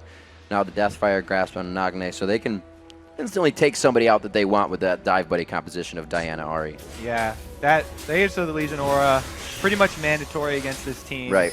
They're also each getting Negatron cloaks of their own, which is leaving them a bit vulnerable to this PraY damage. If he can group up the team and PraY gets a few of those area effect auto attacks off with his ultimate, then it could easily just melt right through Gambit. Not a lot of armor on anyone. I guess that's what you do, right? You build an AP team and allow your Twitch to shred everybody as they're trying to defend that. What they're hoping is here for Gambit is that Alex just kills PraY, so there is no... Gambit, yeah. Yeah, Gambit's open, you know, there's no PraY on the map. Find their way right through the D. PraY's dead. That's what they're counting on. So they're just like, yes, everyone build magic oh, wow. defense. Oh, look at him! Nagne gets taken down instantly! They didn't see that one coming. This is a choose-your-own-adventure PraY's for still Gambit. up, they are still going on to the next chapter. PraY goes down to the back line, or gets the takedown onto Alex Yish, I should say, using flash, using cleanse. The second piercing arrow from Genja, spot on, takes the apple off the head, and it looks like they're going to continue this fight. Darien went real deep on this one. It confused Najin a bit, but now as Gambit recollects themselves, they collect the turret, and they push Najin off the second tier. Beautiful piercing arrow right there from Genja. Gets them not one, but two turrets here. They're going to definitely keep this pressure up. Here again is the swing in gold, now in favor of Gambit. 2,000 gold there. The inhibitor turret to go down. 45 seconds on the timer for Baron to come back up. This will be enough for Najin. We may see both teams put on their dancing shoes for that one. Also in that last team fight, let's give props where it's due. Darien with the taunt flash to start it off. The reason that teams have their top laners go with the taunt into flash after is that there's no answer. You don't have any time to react to a taunt flash, whereas if you flash and then taunt, the Ari right there, Nagne, with his flash available, could have flashed the taunt. Really good snipe. Here comes from Genja. That's right in the dome. PraY gets shot right in the face, and they go down. That's going to be the inhibitor as well there for Gambit. But really, yeah, the reason that you go taunt flash is there's no time for you to react, and they just 100% down Nagne right there. That was very, very well played. An amazing play. If you saw in the first 10 seconds of that, Genja was still shooting the turret. And not that he was doing it wrong, he said, I just can't follow you guys. So that just goes to show the durability of Gambit right now, even without their AD carry until 50% through the fight. This is scary for Najin now. They were forced into a fight that they have been avoiding, and we saw that Gambit took it over. Only 2,000 gold was grabbed there. Gambit has now swayed the turrets along with the gold. They still keep the kill score at 13-7. We'll see if Najin can go back to dancing around them and crushing down the objectives again. And you know, last time Genja went this build here that he's going on Varus, double lift gave him a lot of flack, and he was saying, oh, I'm pretty sure Genja was misclicking stuff. But he's obviously not misclicking, because he bought it twice. And it showed with that last snipe there. Flat attack damage, he's getting a lot of power out of those piercing arrows. Now he's got a huge combo, both the Bloodthirster and Infinity Edge. Even though he doesn't have much attack speed, his attacks that he does hit are hitting very hard. Focusing distortion boots as well. Quite interesting. Figure we would have seen that coming out in Expession in the top lane, with most of your teleporters taking that distortion to continue teleporting more, but it goes on to Genja for this game, so he can keep himself safe. Yeah, it's literally just for the flash. Yep. Because while PraY has to deal with a Fizz and Shen diving him, Genja's got the same thing. He's got a Diana coming at him, and as well an Ahri that could possibly reposition around him. And a really big fight that helped Gambit out was the one that allowed them to buy, which is now a Spectral Cloak coming in for Elise. Those Negatrons helping in all of these fights. This is dangerous. This is pretty dangerous allows here for them Gambit. to dance these out. Voidle's doing this for his team right now. One goes down, but is it enough? They are at 25% HP on Baron. It's going to be a 4v5. They are going to have to fight this. They throw it down. Darien's the first one. Alex is in a perfect spot here. He gets the Zanyas onto Expession very early, but there's still a Guardian Angel there. They go for the Zanyas. This is going to be full damage now onto Alex. Full damage onto the rest of the team, but they can't get the focus down. The last bit of the Foxfire takes him down. Nagne makes his way home, but it's going to be Genja picking up Expession in the end. Very, very sneaky job there by Alex. Staying in the Baron pit, hugging the wall, and then jumping right out onto PraY. PraY did not see that one coming. What an amazing assassination from Alex after they were already down a man. You're right, Voidle, he sacrificed his life for the team. It also got the Spirit Rushes, all three, out of Ahri, so it meant that she could not get around to the back by Genja. You see Alex, he goes back into the Baron pit after this, away from Expession. He was zoned out by that ultimate from Nunu, and then returns the kill. Dear. This is going to be the pincer move coming in on Nagne here. He's going to walk this one out. We'll see if he can get far enough. There's the one dash. The dash number 2. And number 3. There we go. He's going to change form. We're going to have Voidle come in. Voidle looks to pick up this one. He doesn't even get the slow power core down. They know they got it. It goes to Diamond. They pick it up. This Najin, it's not terrible that that happens, but they're not considering everything now. They want their farm more than they want to get back. They're trying to get to next core items, and it's putting them in some bad positions here. Yeah, Gambit used a bit of time of their Baron buff there, running around, but they were rewarded with the kill, and it's a pretty long death timer at this point. So with all the lanes shoved up, they actually will get pressure fairly quickly here. And I think Gambit has been able to itemize as Gambit does. The Guardian Angels now coming out on 2 of their members. We do have the Banshee's Veil actually coming in from Diamond, so he can really take that front end burster, the crowd control that's locking down his AD carry or those damage dealers. So with this dive team, they're able to itemize almost too good for what they're up against now. And we saw the early Guardian Angels coming out on Expession because he wanted to get right in there with his Diana, but Gambit are starting to answer. They've got 2 now. They love those items. Only a few more to go. Only a few more to go. They will not let Najin's sword beat them at their own game. Darien knows it's time, putting the blue elixirs in his inventory. You see that when the players are ready to make that fight count. You see the average game length for both of these teams here. Gambit has stretched it on a little bit, but they are in sure position now with the biggest lead we've seen in the game at about exactly 5,000. They have not stopped as they've grabbed the turret lead. They have continued to take those consecutively. This inhibitor on its first respawn now. In the eyes of Gambit, Darien goes into the fight, possibly to the backside. They use the Spirit Rush right away. So much damage coming off the initial Playful Trickster drop. Going back in, Alex hits that United. Can they get the Stand United? Stand United actually comes over the Guardian Angel. It sticks with Will they be able to go onto the fight? It's a little too much under the turret. They do get Expession down, but they are playing with fire right now. That was so close due to the beautiful charm there from Nagne, catching Alex just in time. But Darien gets in as well, and the taunt covers Alex's escape. Damage actually was a piercing arrow from Genja in the beginning. These guys have so much damage from everywhere. With the amount that Najin is grouping, even the piercing arrow is having the area of effect that it doesn't really do. And PraY now down his flash cleanse, so he has to be very, very careful. 2 inhibitors as well.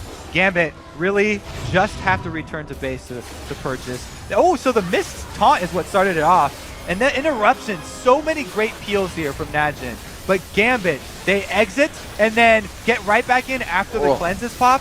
Let's look at this charm that catches Alex mid-urgent strike.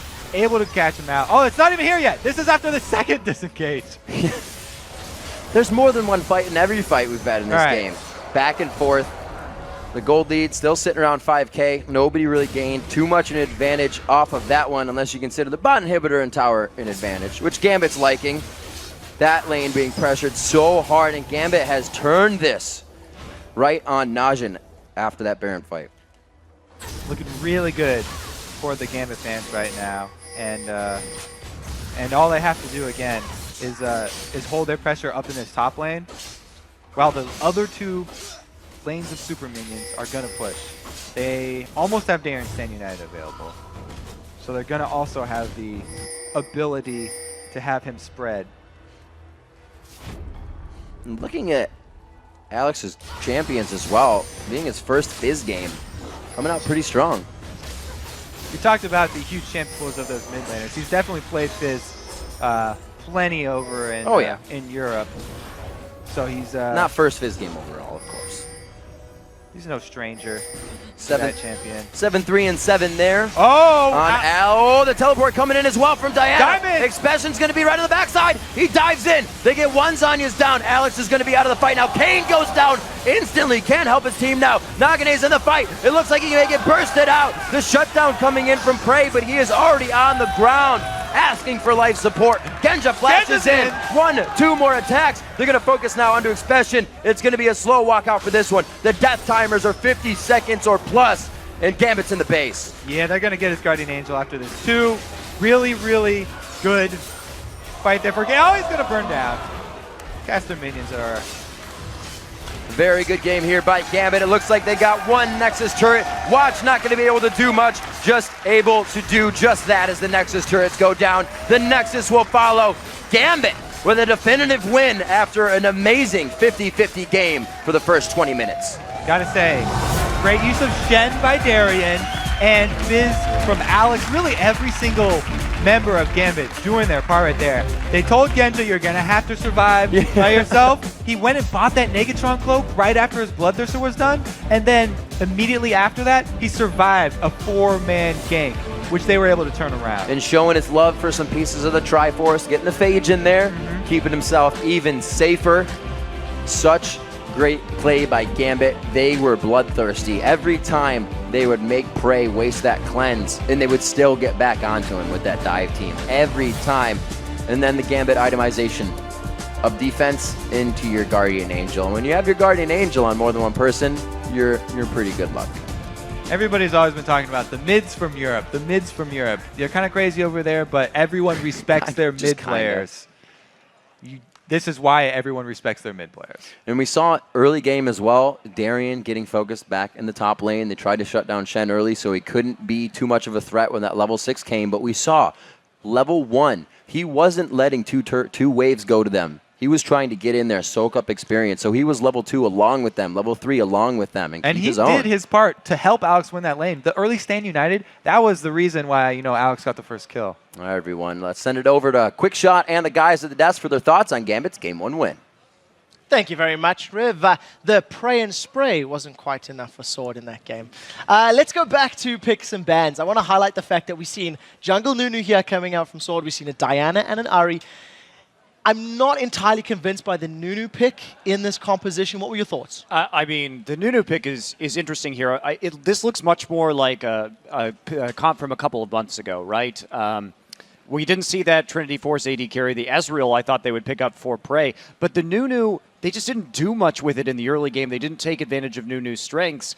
And even though I like Nunu a lot with Diana as well, because if Twitch dies, you have someone else to Blood Boil, and you can keep proccing that Diana passive. But I don't feel it takes advantage of Watch's mechanical strengths as a jungler, and is a really binary pick and didn't really offer a whole lot. So CLG has a lot of experience running Nunu, and I don't like the fact that they ran Ahri and Thresh with Nunu, because if you're going to run an AD-centric comp, Thresh doesn't really provide that much peeling versus other supports like Sona or Nami, and Ahri really just has no synergy with a Nunu-based comp. You really want like an Orianna or something with a lot of AoE crowd control and ability to protect your AD. I think Thresh offers enough peeling, but I think when you play Nunu and you end up in a 2v1 situation, you really need to put him top lane, help make the 3v1 really good, because Blood Boil and the Nunu, they can dive, or they can just safe push the tower down, and then they can start rotating around the map, get the bot lane bottom again. So you didn't like the 2v2 tower defense? No, I don't think Nunu should ever defend 2v2. Well, he's got such bad wave clear, you don't want to put him in that situation. Yeah, unless you actually are defending a 3v2 dive, he's not going to do much. And actually, to sort of get back to the Ahri Diana point as well, like that combination wanted to get onto Genja, but they didn't seem to have the right combination. They never cracked how safe he was. And the distortion boots to flash away from Diana, honestly, Genja never dying in that game was really impressive. Ahri could have worked, but I feel like he played the matchup wrong. He should have maxed his W. I talked to Nukedog yesterday a lot, and he knows a lot about the Ahri matchup against Fizz. If Ahri maxes W, he can do a lot more. If Ahri didn't respect the Shen ulti either, went for a 1v1 against Fizz with Shen backing him up. So the main mistake there is also they're giving Darien Shen, they're giving Alexi a free Fizz.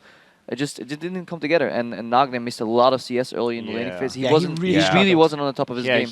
I don't know if that's like a nerves issue or something like that, but he was extremely unimpressive throughout this game. Missed a lot of his skill shots, missed a lot of that CS, and was kind of useless, honestly. One of the people that did impress me in the game from Sword was PraY's Twitch. I did feel like it had a lot of damage, but it just felt like he was able to get singled out and jumped on by Alex many times during the course of those fights, at the Dragon Pits and in the lanes. And it just didn't feel like Sword could stay standing long enough for that spray and pray to actually rip through all of Gambit. Yeah, I think that's true, and I actually wanted to get a specific block just to fanboy over how good PraY is, because the dude, got caught and then said, just kidding, I'm not caught anymore. The cleanses, the flashes away. He almost, baited in Gambit to a few of those fights, and he put out consistently very, very high damage. And again, Double, if you were talking about running an AD-centric composition, and in PraY as a player, you can do that around, and he himself played it so well.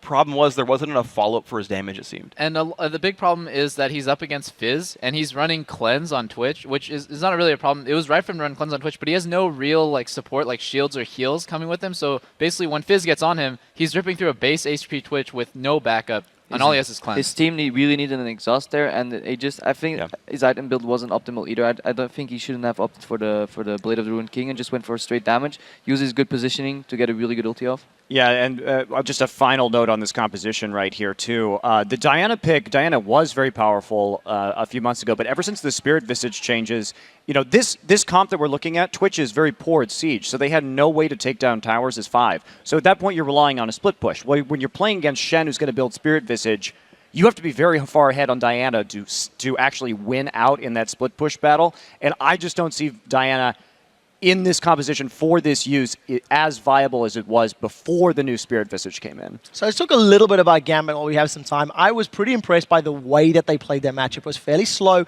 I actually think if you think of all the fights overall, they tended to come out ahead in most of the bigger engagements after the second Dragon fight onwards. And we've seen them actually picking up a lot of Negatron cloaks very early on. They were just littered down the rows. Genja even going, Bloodthirster Phage into Eye Edge, just relying on Varus's passive for attack speed. Genja continues to do what Genja does and trends off the wall those items. What did you think of their itemization and the decision making? They had a lot of respect for the AP assassins, which was good, but their mid game was still really, really sloppy. They went again for a 50-50 smite, and this time they lost it, and it could have cost them the game, which they had pretty much 100% in their control.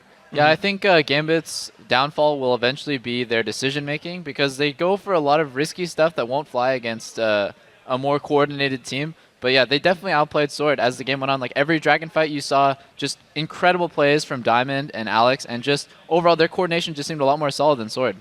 Well, guys, with those final thoughts, we are going to go to another quick break. But when we return, Gambit looks to give Najin Sword the boot from Worlds and become the second European team to advance to the semi-finals. Don't go anywhere. The Season 3 World Championship. We'll be right back.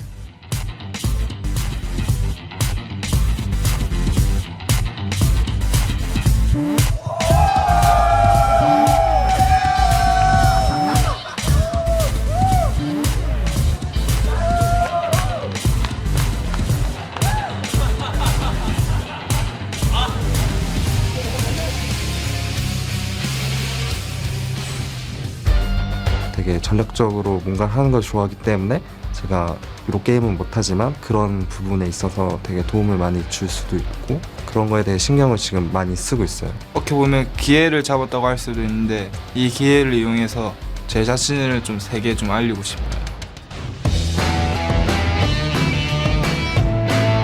Welcome back to the Season 3 World Championship. That's the one it is. Yes. I was going to say the championship already, but it's the World Championship live from Los Angeles. And thanks for watching. Let's get to it. The second round in this scheduled best-of-3 quarterfinal bout between Korea's Najin Black Sword and Europe's Gambit.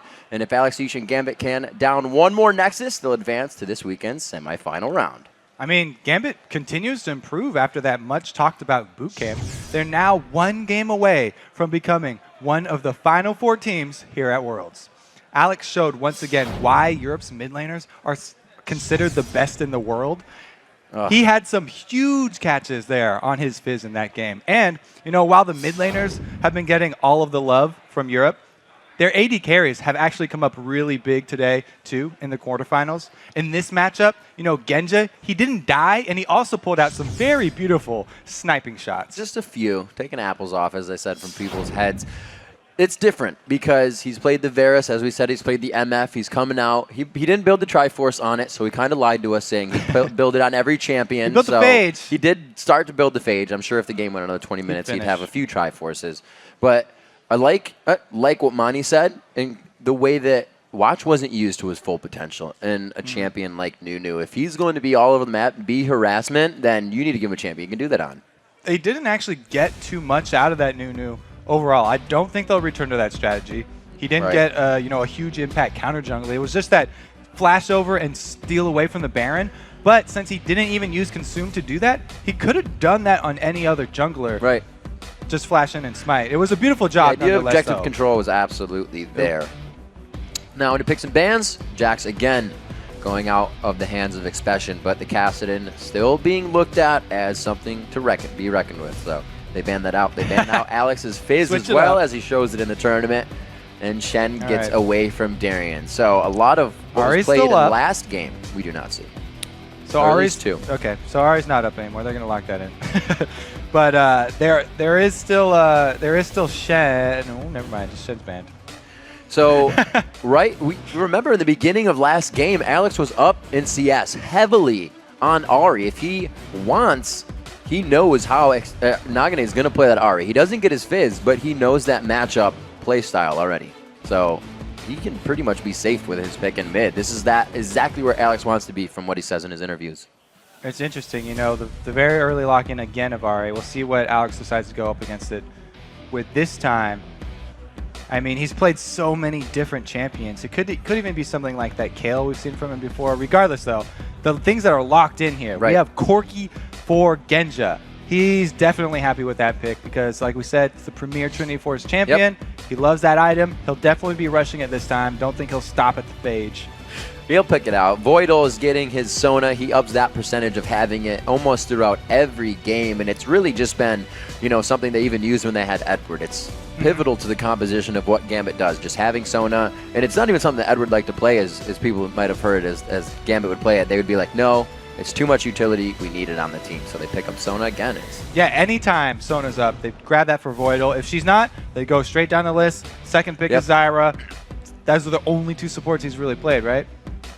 Haven't seen Renekton in quite some time. Darien has pulled it out in one of the first few games and later games for Gambit, so he knows that matchup. If it is the 1v1, we get Elise as well out of the hands of Diamond, so they're kind of taking everything Diamond showed in that first game. A lot of nice adaptations this time for Sword.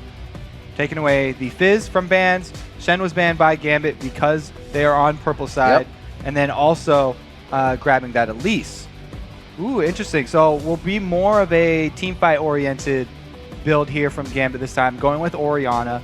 She's also very good at giving that shield, shoring up any potential diving champions that they've used. So we'll probably see Darien and maybe even Diamond also. His lead's open. Both going with those melee dive champions.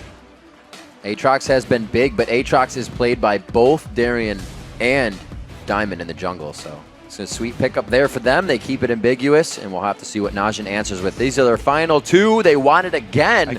It's going to be Thresh and that Twitch. So they have the reposition possibility here with the Thresh, with the Lantern.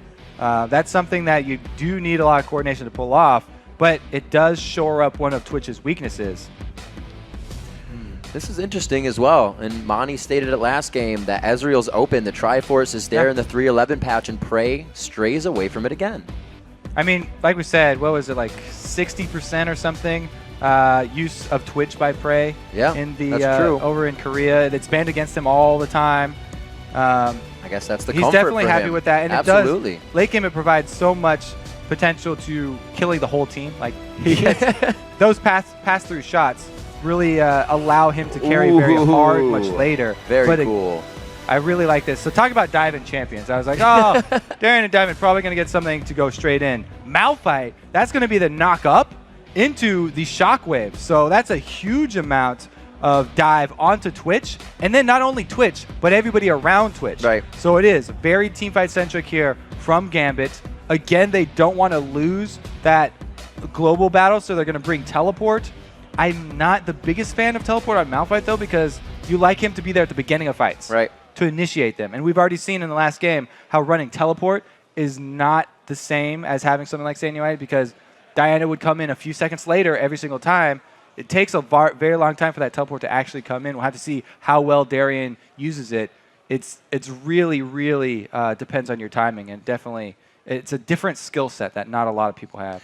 It's an interesting pickup for that last one. It obviously used to get back to the Twitch line, used to peel off for his AD carry as well. We see the Thresh pick up again, and there was a little bit of back and forth between, Double Lift and Crepo on, he has enough peel here, but some offer more peel type of thing, so we'll see if that works again for for Twitch with Thresh. But looking at that Malphite, so good. Shutting down the attack speed of a frenzied up Elise, shutting down that Renekton as he dives in as well with the ground slam, and the Twitch, as we saw PraY's Twitch building the attack speed. The Blade of the Rune King into that Phantom Dancer, and also helping it scale with his coming out of Q invisibility. So it's different build rather than impact damage off an Infinity He's Edge. opted for Barrier. Yeah, so Barrier as well. It's going to be it's much stronger for laning when you run that Barrier, and it does mean that he's giving up, being able to cleanse off that attack speed debuff.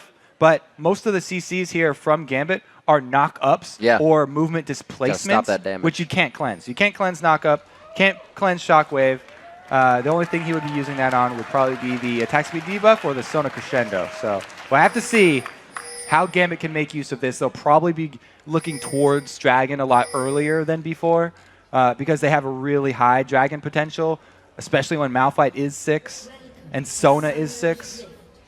All right, so we are into match 2 here in this best of 3. We're trying to see Gambit, the second European team to come out of their group stage, get the second win here in the quarterfinals. Will they be able to do it against Najin? This is match point for them. If Najin keep themselves alive here, they're going to stretch Gambit into one more game of banning out their champions, figuring out how they work.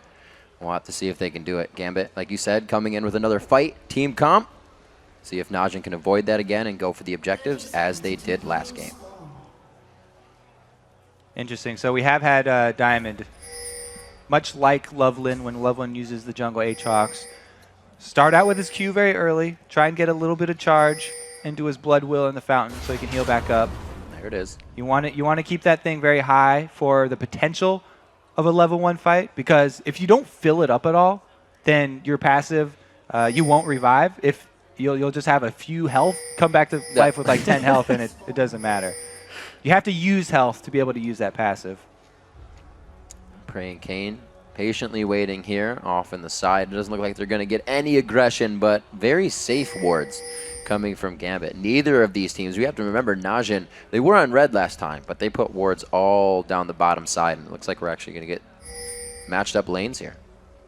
All right, so This war definitely sees what PraY and Cain are trying to pull off, and Voidle trying to get the Q off.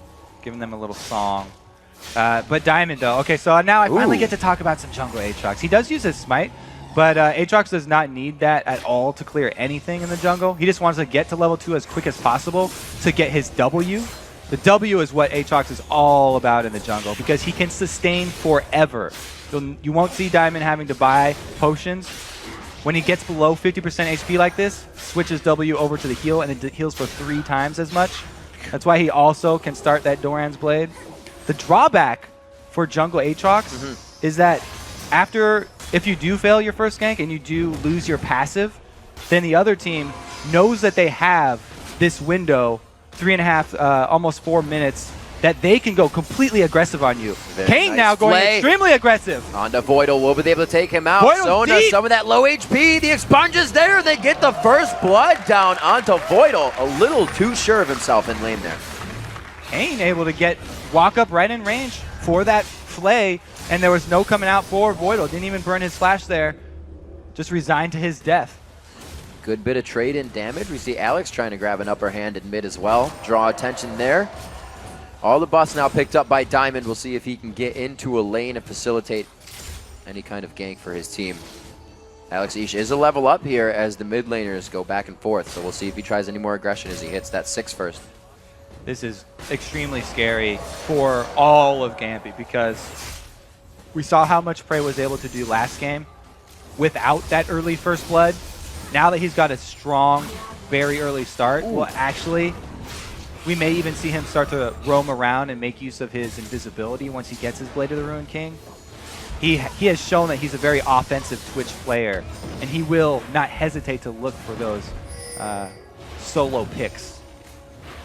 Alex in that mid lane choosing heavily to go for his dissonance damage, leveling that up. You can see it chunking out Nagne here. So as he hits 5 again, more points, more damage, and we're going to maybe have somewhat of a dive here. They're playing this one safe. 2 versus 2 here. It's going to be a good counter gank. There it is onto Alex. Diamond waiting, and now he's going to go in. They try to get the damage right onto Nagne. Alex is going to go down. They are able to pick up a kill there. Nagne on the wing actually got it for himself. He gets a lifesteal back. No buffs are going to be secured for Nagne. Watch didn't want to go in on that because the amount of healing that can come out of Aatrox at low levels can definitely bait you, but going for that passive on Aatrox would have been huge. That 2 versus 2 situation, though, it was all about initiative because Watch was the first one to make the move, and he landed the cocoon. So much early damage went in the favor of Najin's sword that it was very, very difficult for Gambit to come out ahead in that one after just the initial few seconds. Najin trying to pressure every lane now. They saw Diamond was low in mid. They know they can throw out some kind of careless hooks in the bottom lane and relieve that pressure, but still hold it quite well. 5 minutes in, 2 kills already from Najin, and it's been almost a flip-flop in the mid lane. We don't have the CS there for Nagne yet. Oh, another play! Again, going in on the fight. Cain going hard. They pull him in for a bit more damage, and they are just constantly pushing these guys out of lane. The expunge as well, affecting both of them. Really, really scary for Gambit here. Already this early into the game, they're having so much trouble bottom, they have to call Diamond to try and swing this. Both mid laners have backed. Throwing on the Doran's rings. That's going to give Alex HP, but will it give him enough? He dances around the minions to try and get out of this one. I don't think he's got the tap dance for it, though. Nagne takes him down, and they continuously pressure down, and that summoner's gone mid lane. This also draws Diamond away from the bottom lane. He can't farm the jungle. He has to show in lane. So Najin's Sword have complete control right now. They can take advantage knowing there's no more threat can come out of the Fog of War. Beautiful job by Watch here. This is why he was talked up so much for the early ganks. He immediately repeat ganks Alex because the flash is down. And now with a champion that he can activate some ganks on, he can use the mechanics that Monty was talking about. He already gets his team 3 up, 6 minutes into the game, participated in 2 of those kills. Looks like they are going to secure Dragon sub 7 minutes as well. That's going to be very good for them right now with a 2,500 gold lead, 3,000 gold lead actually. Grabbing that kill and turning level 6 for at least pretty huge for them right there. Very easy Dragon because their bottom lane was winning so easily. If he ganks mid, then that means there's no way that Gambit can come contest it. Bottom lane's losing, mid is dead, And Diamond is in the middle lane here showing. So very, very good capitalization here from Najin Sword.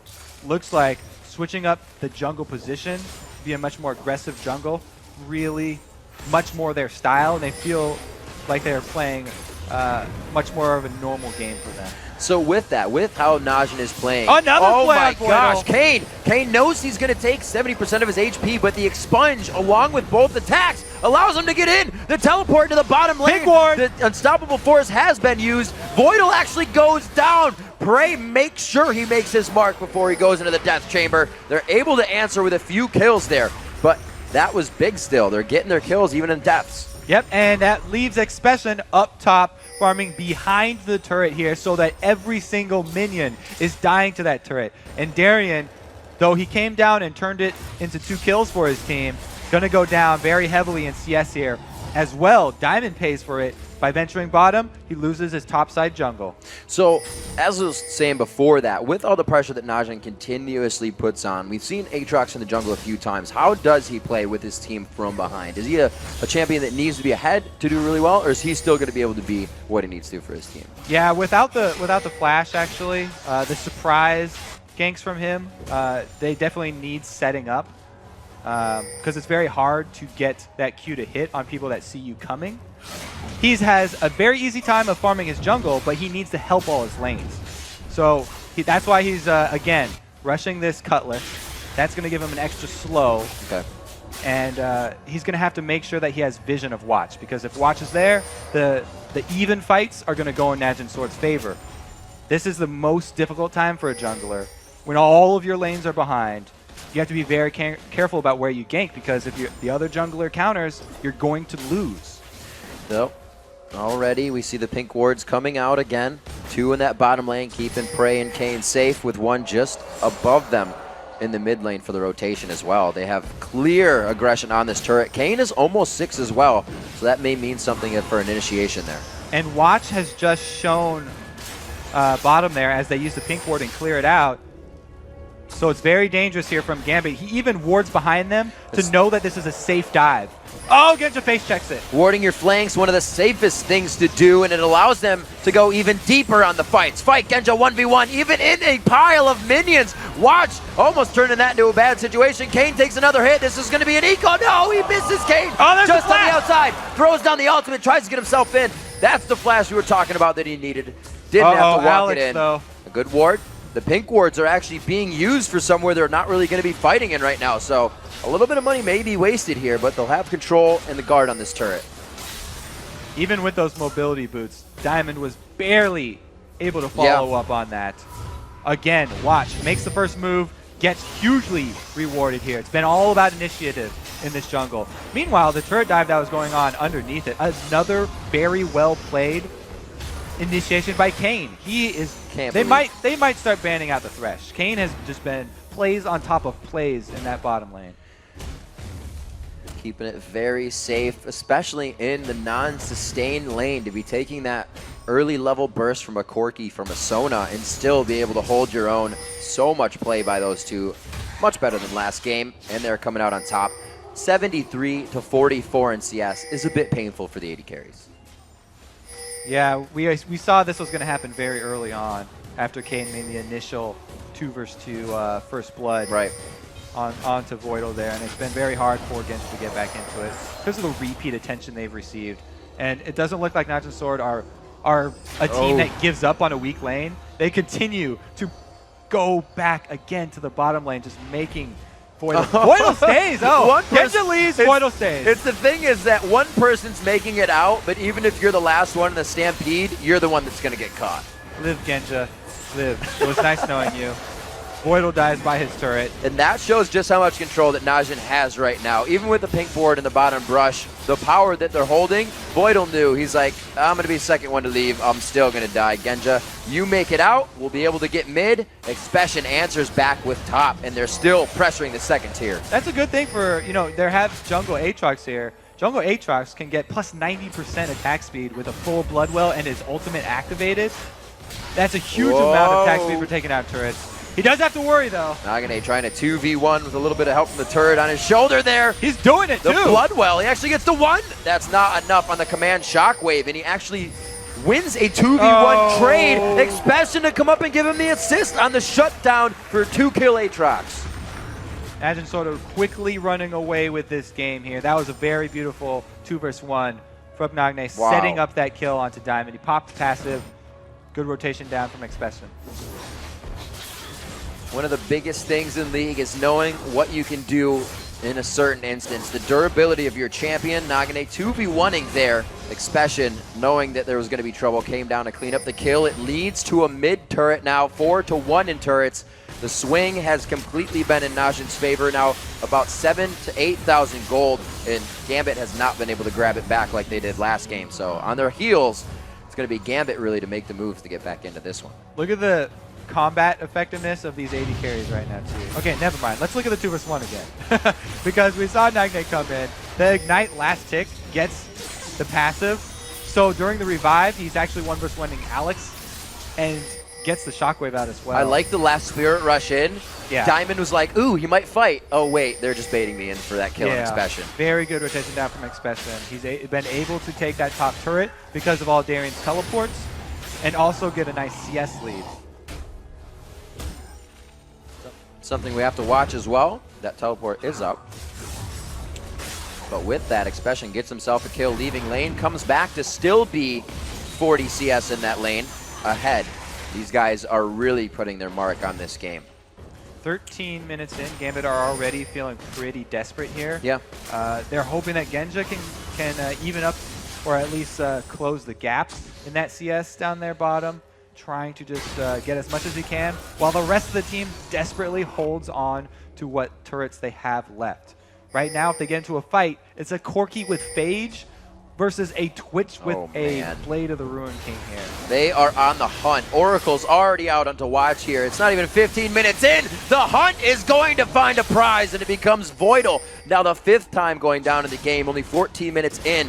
Watch creating these options for his team right now. And Nagne still has his Deathfire Grasp too. So they still have first potential for more picks as the rest of the team rotates down.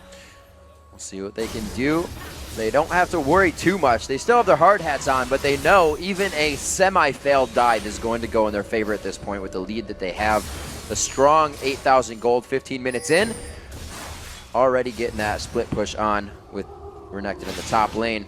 And he's already able to itemize onto that magic resistance, so these guys are almost ready to fight. Continue to take it to the inhibitors. Sword are not going to let Gambit back in this game either. You can see Watch investing his money into that Oracle's Elixir so that he can continue to play the same style he has been. He clears out all the wards from Gambit so he can, again, make these picks over and over again. Huge, huge vision advantage for Najin Sword in this top lizard side jungle here. It's very dangerous for anyone on Gambit to be going in there, especially Voidle. And it's very interesting the way. Oh, Genja. Good bait. He's just scratching his nose. He's like, yeah, I see you. Don't worry about it. He gets himself out. And it's interesting to watch, you know, the way that Nagne plays mid. He was down in CS in both games on Alex. Alex actually had the first back, but Nagne's positioned himself, made plays, and been in the plays to still be up. Still not worried that he's down in farm. They kind of know when it's going wrong and when they can be down 20 to 30 CS. Right now, it's working out for him. Oh, Voidle. No, not too close. They're getting some good takes there. Wasting the cooldowns. He was ready. The flash. Voidle was ready for that flash there. He knew there was a high percentage chance somebody was waiting in there. Just wanted to get the ward down, but his finger was over flash. PraY looking for that assassination we were talking about. He's stealth next to Diamond. Diamond able to jump out of that barely, though. And PraY still going for that attack speed build. Looks like he is scaling the Q. He used his Blade of the Ruin King active as well on Diamond in that last try and attempt at a hit. These guys, they dive this mid turret like you would dive the outer second tier turrets. The ability to go behind the turret's a little harder in mid, but they don't care. They're going to do it anyways. 9-3 there, picking up the 6th turret of the game. The global gold increases even more. And from a game that we had within hundreds of gold, that was even in gold, there's a 10K gold lead now, 16 minutes in for Najin Sword. Started very early with the advantage bottom and then just completely got out of hand with watches interference. Nagne does not go was- deep. He is a very safe player. That's what I just learned right there because Genja was very That was one easily- Foxfire and 3 bolts from an ultimate, so Yeah. with a Q. That's pretty He painful. didn't want to overextend. You know, they didn't have any deeper vision, and they were missing 2 members there from Gambit. So Gambit not in a position to itemize as well as they did last game. We see Genja still building up to that Triforce. The second core item for PraY almost finished as that critical cloak will come in. He likes to build into the Phantom Dancer, the attack speed twitch that we saw before. Genja with that Phage into a Zeal. 3,000 gold separate these two AD carries alone. yeah, it's definitely a rough game here for Genja. We don't even know if we will see him finish a Trinity Force. It's a big pressure here by Najin. They haven't really dictated any kind of central mid push like we saw in the SKT OMG game. They are definitely still respecting the power that Gambit brings. Orianna, Malphite, Aatrox will change a team fight with a crescendo on the backside that you're looking for. So they're doing this methodically and just surgically taking out everything they can without taking too much The damage. thing is, when you're against a team like Gambit has, who is a huge combo team that relies on the timing with all their ultimates, oh my word, stacking all these Unstoppable Force and Crescendo and Shockwave and all this that. is the time to do it. If you're up against a team that won every single lane, it guarantees all those lanes are pushing. The 3-1-1 split push is very easy to pull off, and Najin's sword just completely overwhelming Gambit here. There's nothing they can do. That's right on. Oh no, he turns on the Sands. Gets back, Expession with the ultimate on. He will be all right with Dominus there.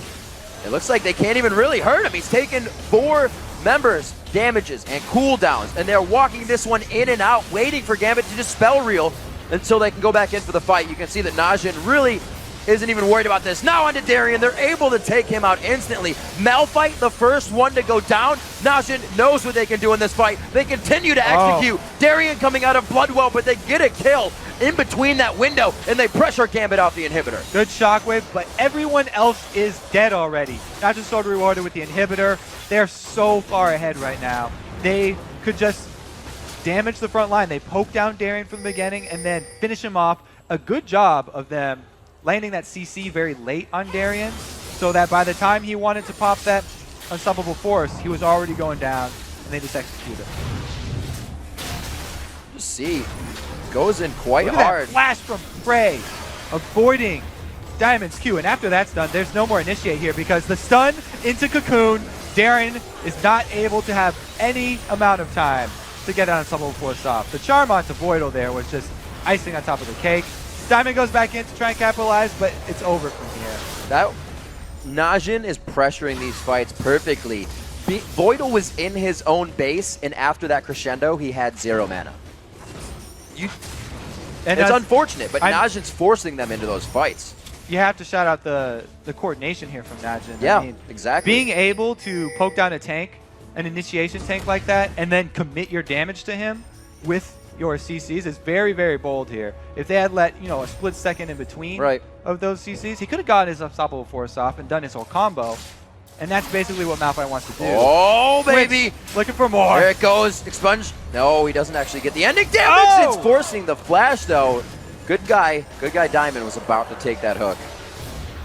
Yeah, we said, PraY's going to be looking for those solo assassinates, and he definitely feels confident now because he has his favorite combo of the Blade of Ruin King and Phantom Dancer on top of that red buff. They get the flash from Alex.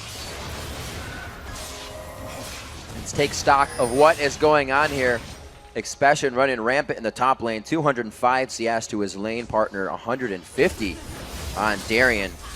We also see it's kind of matched up back and forth on the lanes. 102 CS for Diamond to 70 in the jungle. 177 to 159, which Nagne has been closing in on. Darien, again, hit up first. So the thing about the CS here between the jungles is actually, Diamond wasn't even hard farming his jungle. Right.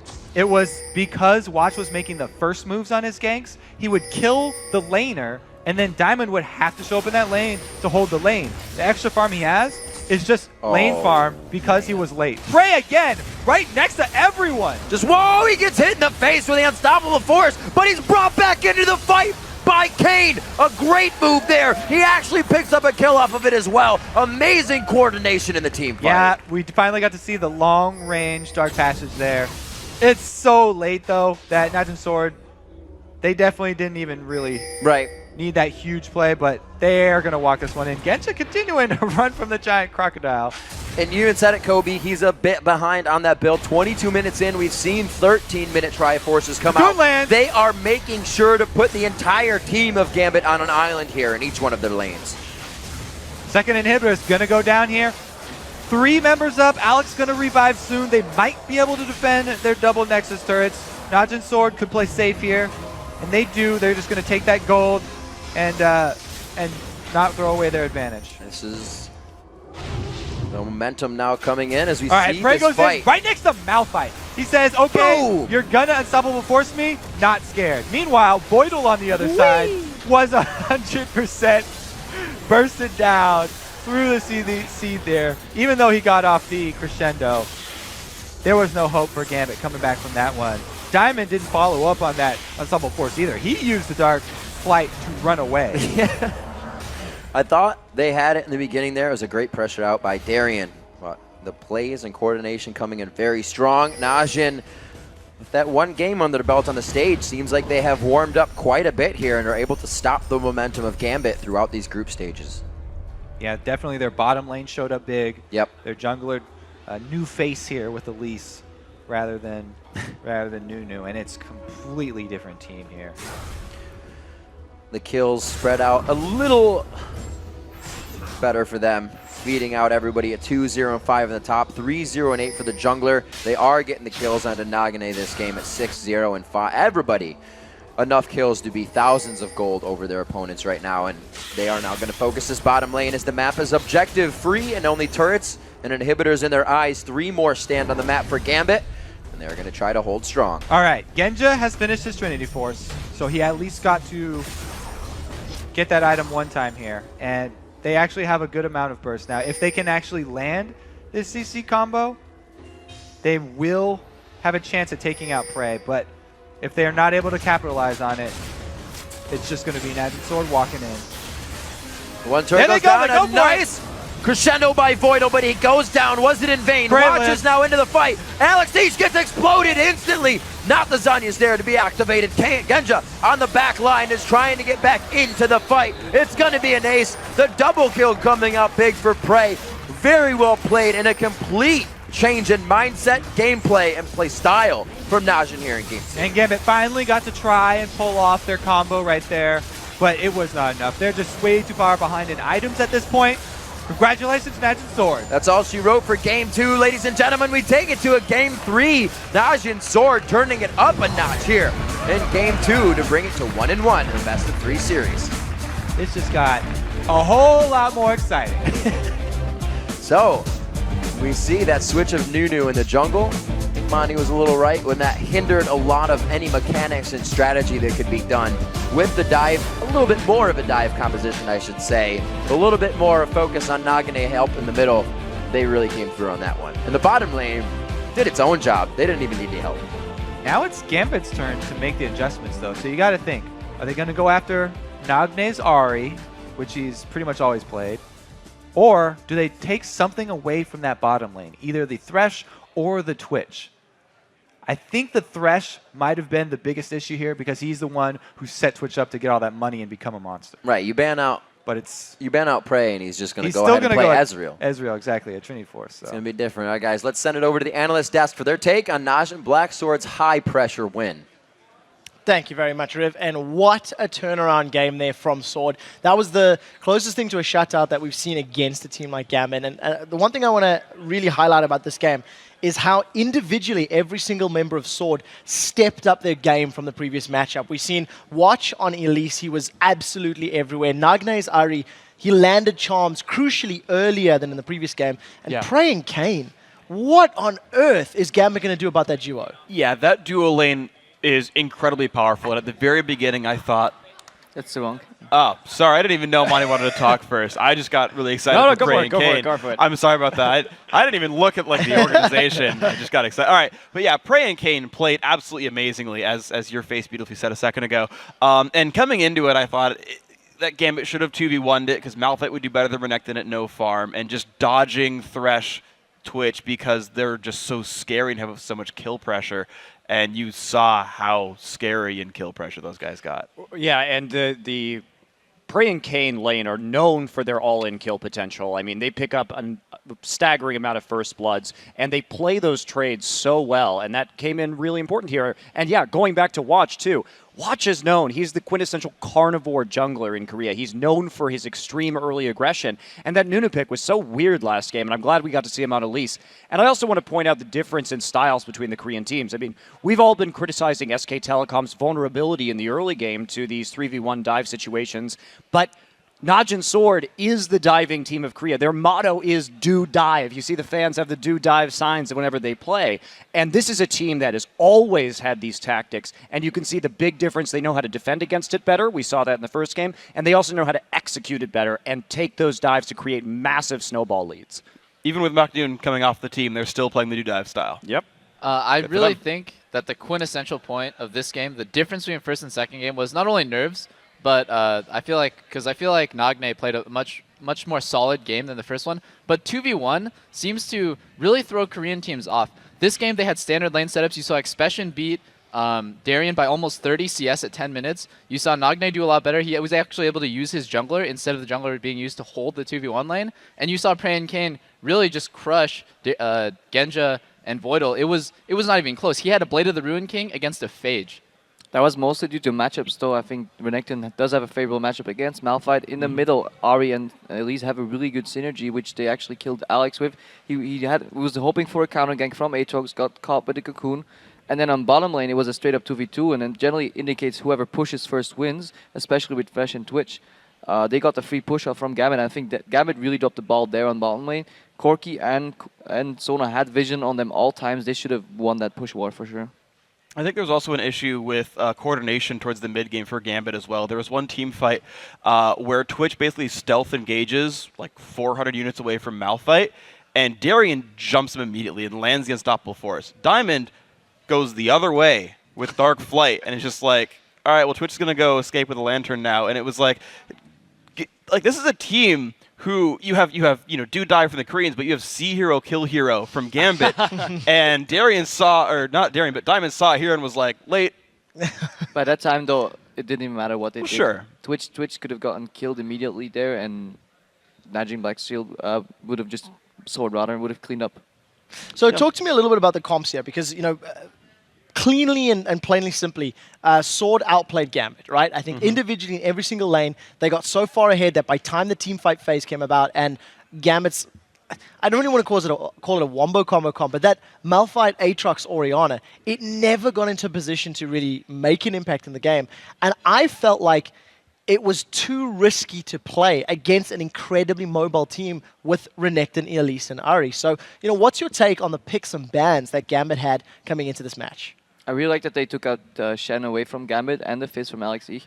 At the same time, Gambit's comp is really a do or die. If they get behind, it's not going to work. You could see that Alex at the end of the game ran the 5-man Orianna ulti, and it just didn't do enough. But if you get snowballing with Malphite and with Aatrox, he's just going to annihilate Twitch wherever he shows up. Yeah, I thought it was a really cool idea to save the pocket Malphite at the very, very end there, knowing they were likely to pick Twitch once more. But the issue is that PraY is just so good. He got Unstoppable Force. Sometimes he would flash out of the way. Other times, and just generally speaking, his synergy with Cain in teamfights to spread out to lantern away from the melee champions is very successful. And you don't get to play divers against Twitch. We saw that in the first game. We saw it here as well. They really picked the wrong game to pick Malphite. This was not an AD-centric team comp. They just had Twitch as an alternative source of DPS because Renekton, Elise, and Ari are really good sources of damage. The first game was the best game to play Malphite because they had a Nunu Twitch combo. So I don't really think Malphite was the best pick here. And really, there's just nobody to deal with the Renekton Elise combo that's going to shred your backline. So talk to me a little bit now about the thought process going into Game 3, right? Seeing that Gambit really had to scrap and to fight for their victory in Game 1. It was a lot closer with Sword. Game 2, Sword come out and completely take control of this matchup. Now we're going into picks and bans for Game 3, where I feel in Game 2, a lot of the game was decided by this composition. Like you said, it's do or die. What do both of these teams have to do? Because we've seen a lot of emphasis on that Cassidy, the Evelyn, the Zed, those types of bans. Are we going to stick to the same? And how are we going to go forward? Gambit's going to be blue side now. I think last game they actually ban Shen themselves. Yeah. This Yeah, game yes, it won't happen. So it's another ban forced upon Sword. At the same time, I don't think they want to go up against Fizz again. They seem to struggle against that as well. If I was Gambit, I would target the comfort picks. Maybe hit the Ahri, get them off that, hit the Fresh as well. Make them at least change their routine so they can't draw on the confidence from the last few games and they have to come in completely fresh. Aside from that, I would really hope for Gambit to go into 2v1 lanes because I think they'll probably be better off than a straight lane matchup. Yeah, and going off that, I fully expect Sword to do everything in their power to go into standard 2v2, 1v1 lanes because that's where I think they excel. PraY and Cain should be able to consistently beat Genja and Voidle if they're on their A game, especially if there's such a dangerous lane like Thresh Twitch. So what do the teams do then coming into this one? Are we going to be seeing those ozone wards that we keep talking about?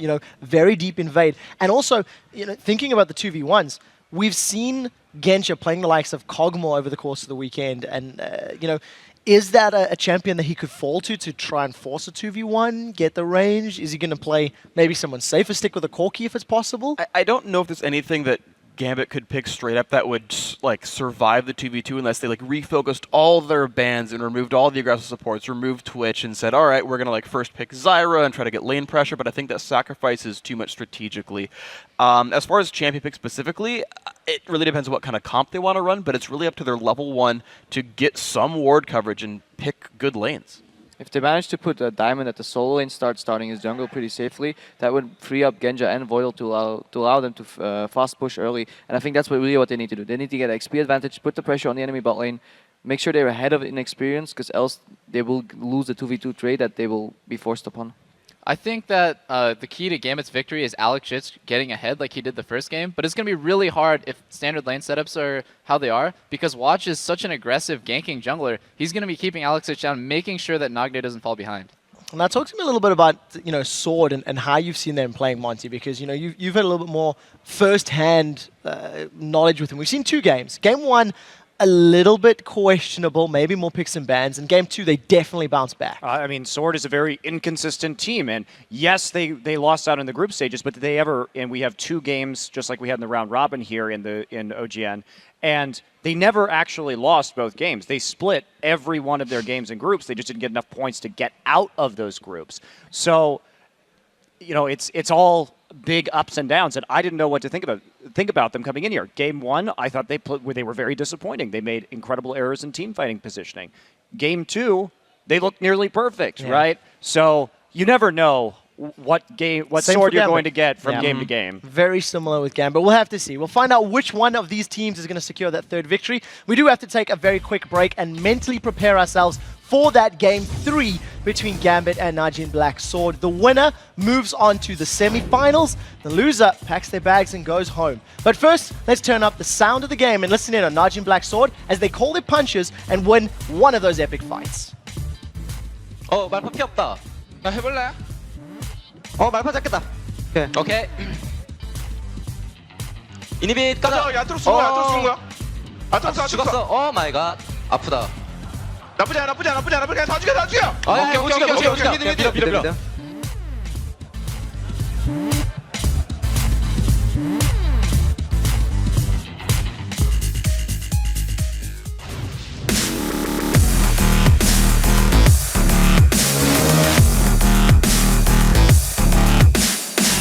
시즌3 우승컵을 한국으로 가져올 수 있도록 하겠습니다. Welcome back to the Season 3 World Championship live from Los Angeles, California. And for the 2 teams sitting up on the stage, the next match will determine whether their path to the Summoners Cup continues or it hits an abrupt dead end. It's Game 3 between Europe's Gambit and Najin's Black Sword. After dropping Game 1, Najin Sword pushed Gambit around the rift in Game 2. They got 21 kills in only 24 minutes. Guess they're warmed up now. Absolutely. I'd say Nagne and the team was a little more than warm after that performance. All right, Europe's mid laners, you know, they've been getting a lot of praise all day long, but in this last match, Nagne came up bigger than them. With help from his jungler Watch, he was able to control the mid lane against Alex, and that was only his second game on this world stage. He's pretty cool about it, yep, no big deal. He's enjoying it. He's like, I just got to pretty much win my team the game along with everyone else stepping up. And that's really what came from our analyst desk, is that everybody stepped up that game and they were able to pretty much either win their lane huge with the matchup in that top lane, Renekton and Mal. Just everything they were able to do. And they banned out 2 and picked one of the champions Gambit used in the first game. So they're just trying to get in their mind. So that top lane, I mean, you got to give Darien credit, though. He had to leave lane with his teleport a couple times. That's where the early CS deficit came in. And then as the game got longer, because he kept leaving and because Expession got to stay up there, I mean, Darien, I felt like Darien was the least of Gambit's problems in that game. It's true. It's true. And usually Malphite, not like a Rumble, but Unstoppable Forest is always going to be there. You're always going to be able to affect something in the late game, even if you're down on gold. That's how Malphite works. The bottom lane, though, they have to do something about this bottom lane for Gambit. They got to focus. Absolutely. Maybe a ban down there. They need to change up something because Genja and Voidle are not having a good time. 2 bans down already, and you know, no bot lane influence yet. And now the Elise in both games that we have seen so far gets banned out. Cassidy will not find gameplay. They notice Alex Beach's Fizz as well. So the ban's coming out slowly but surely as the Ahri goes down. Okay, nope. I was thinking Alex might go for a Gragas this game, something in that order. The Orianna is still left up. A lot of people on social media want Alex to get Zed this game, but it's obviously not going to happen. The fans are hoping. That's a hard one to get here at Worlds. A little bit. People don't let Zed through. Shen, however, again, first pick once again for Gambit. Worked out very well for them the first time. That's a very good omen for them that they were able to get it again. But meanwhile, Twitch and Thresh both still available for Najin Sword, as well as whatever Trinity Force AD carry they want to pick. They decided to go for Nagne's mid, though, so we'll finally see another mid champion from Nagne. Very, very excited to see what that will be, because they also have last pick. I thought you meant they picked it. I was like, no way, where? They also have last pick, so they can use that last pick for their mid and try to counter whatever Alex goes with. Eve has been left open. Both Watch and Diamond have that in the champion pool. This is really a good game for Gambit, at least. They don't have to stretch Darien's champion pool too much, which we've seen was pressured last game. He does get his Shen, falling back on that pick very quickly. To see now what Gambit comes out with 30 seconds left. I think that they're trying to take away the Elise, and then also Evelyn is another thing that Watch jungles very heavily, very heavy early influence in those ganks. They're hoping that he'll go back on something like Tanunu, but I don't think Najin Sword will return to that. They'll probably use one of the AD early pressure junglers like Lee Sin or Jarvan, and yes, Riv, you get the gold star today. Nice call. Woo! All right, so we do see the Gragas coming out instead of the Orianna here. A lot of people also were stating that Thresh play that came out of Cain last game was really just changing for everything. Was able to start fights. We have it again. So they have Comfort pick and top tier, Triforce pick in general for PraY coming out in the 3.11 patch. And Cain gets his support. We do finally get to see one of PraY's famed Trinity Force champions. Corky's definitely, in my opinion, the stronger of the two between him and Ezreal.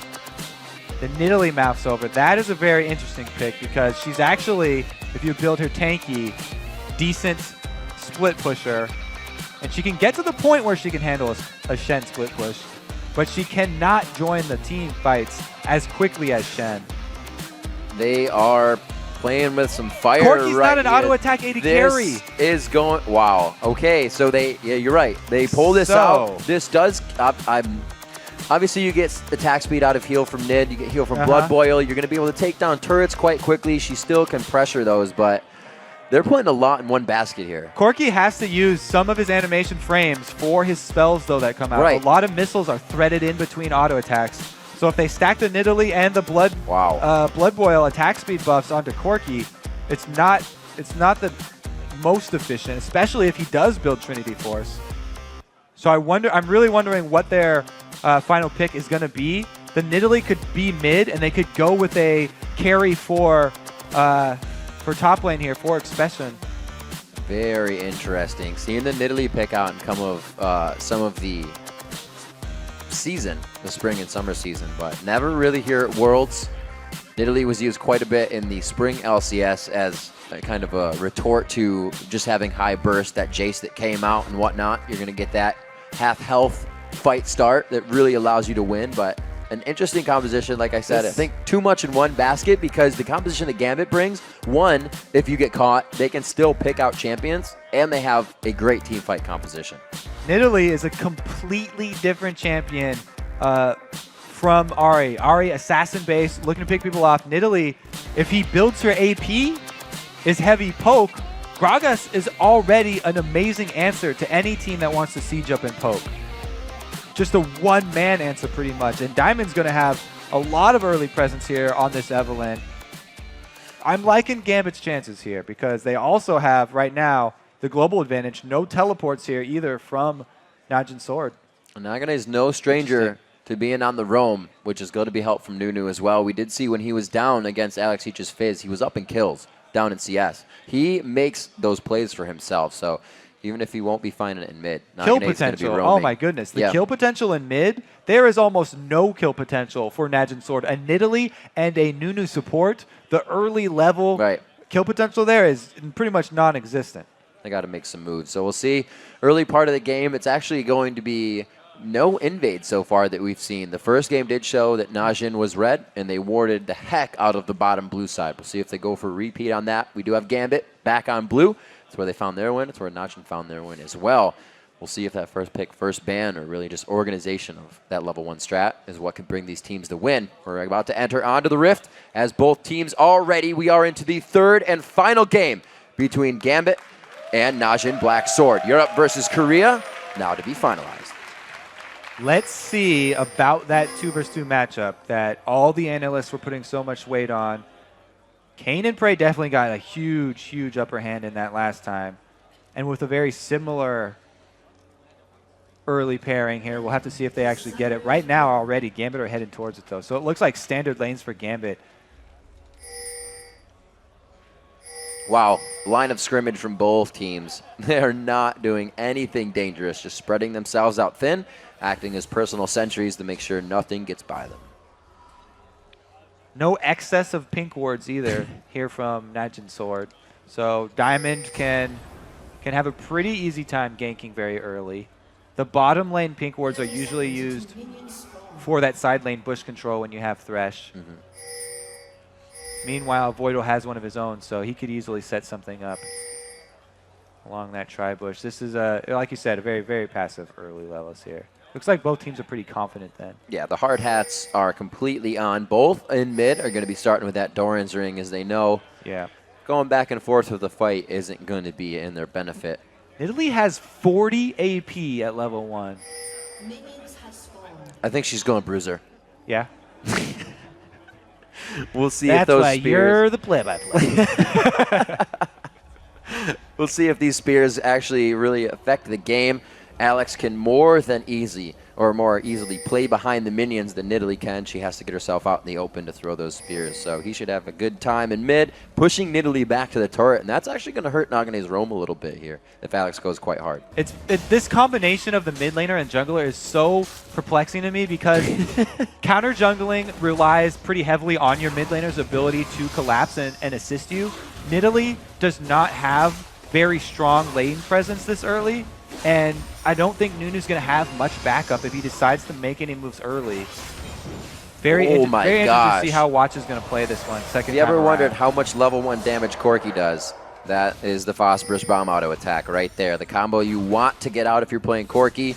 Level 2 and 3 allows the other AD carry to really start to answer back, and they're doing it well in the bottom lane. PraY and Cain taking control again. You can already see what type of game Diamond's planning for too on Evelynn. Using the smite on his blue buff means that he's going to hard farm the first full clear of this jungle and come out at least level 4, maybe even level 5 for his first gank. You said it before, Kobe, especially if the lane is up, you can sometimes, that gank goes awry, and that would be 3 people going down. So with those levels, he's definitely given himself the durability to go into a lane such as Corki Thresh if he chooses to. 3 minutes on the clock, not too much action. Like you said, the junglers are going to be keeping themselves safe, trying to get that farm up. Again, Watch is put back onto Nunu, and we will have to see if that hurts the strategies and mechanics that Watch can bring to his team. It's interesting here. Diamond comes in through the side bush because the pink ward was actually used in lane. I called that it was going to be used in side lane. Very, very wrong here, and it might cost Najin's sword. Nunu all the way on the top side. If they get vision of Watch at any point right here, they're instantly going in, but they're waiting for that. If they can get it. Oh, that heal went right into the bush. Whoopsies. So, very smart play by PraY and Cain on the visuals there. They back off, and Diamond is forced to run out of this situation. They had the right idea there. They were trying to get the early advantage for Genja and Voidle, though, because they had such a hard time. And Diamond doesn't really have to worry about the ganks from Nunu for his other lanes. So he's going to be trying to hard farm and then making his visits down bottom. Watch does come around mid, and Alex is pretty far extended in this lane. This is great from Watch, seeing that Diamond went back up into the lane. He knows he's either getting countered. Oh, the spear just on the backside.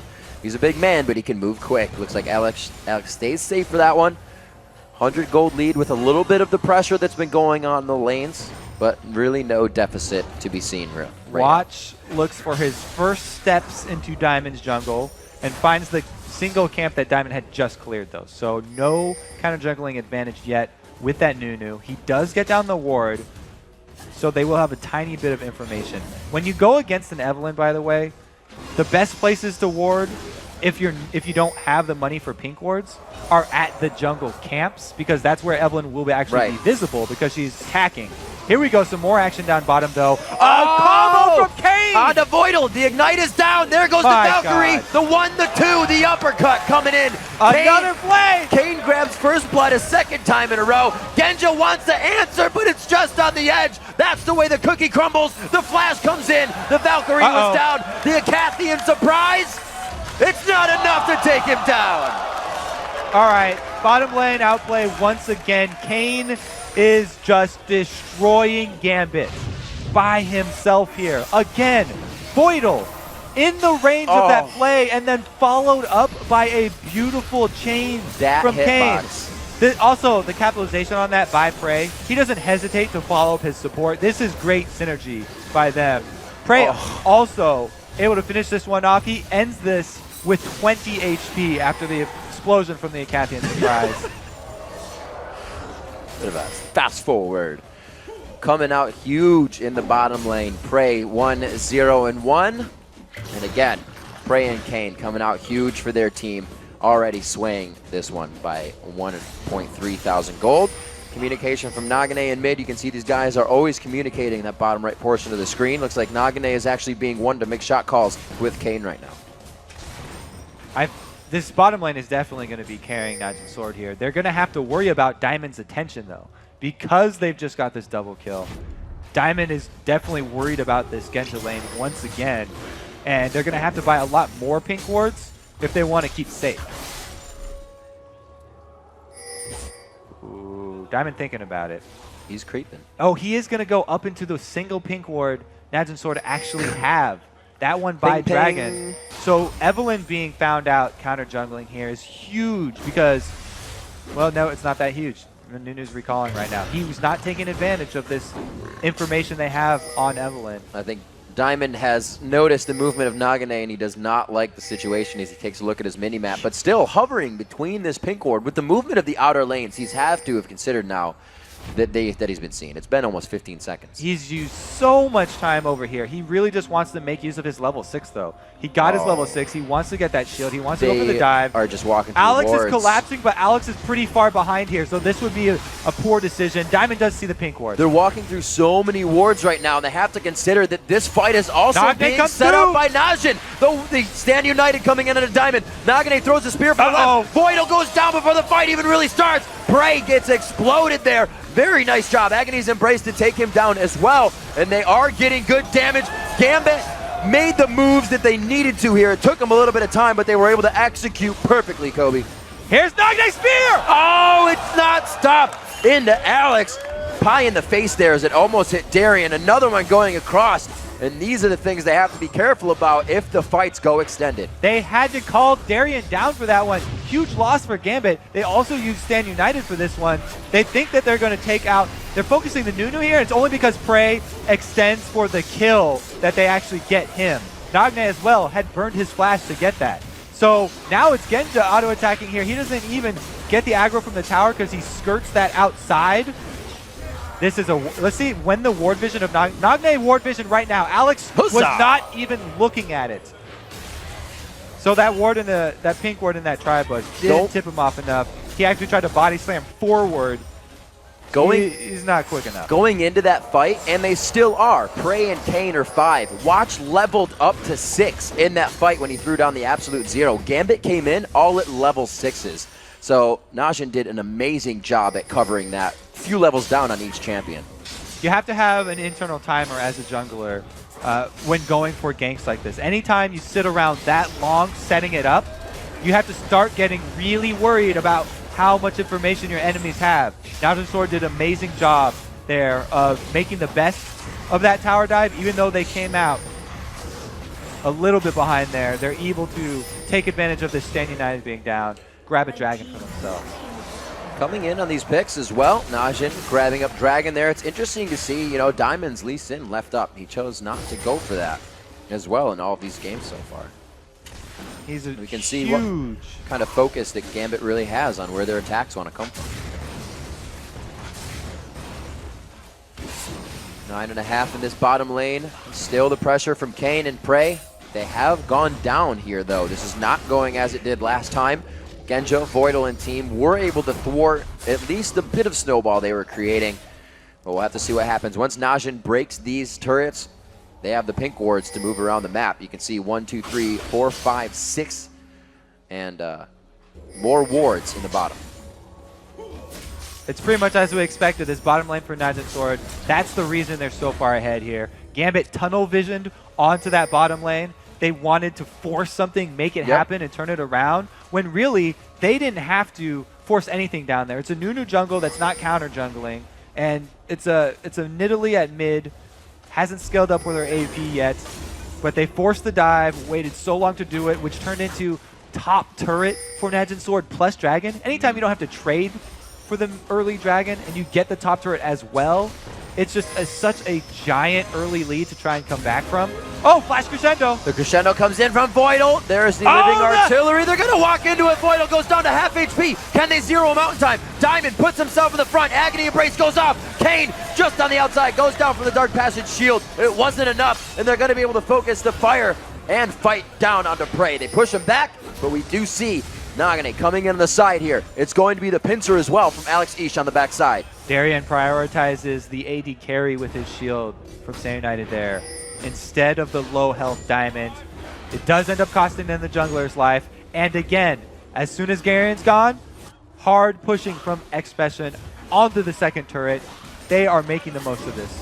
And Najin Sword not making the same. Oh! Big hit on an area there. Though. Barrier Nidalee with the heal is going to keep him nice and safe. And we can see Najin not making the same mistake that SKT did when they played against the Evelyn. They are keeping these pink wards everywhere on the map. There's even one in that mid lane to make sure that Nagne is not getting hit up with that Gragas ultimate. It's left everybody to try and 1v1, and the kill potential is really going away for Gambit right now with their fight team.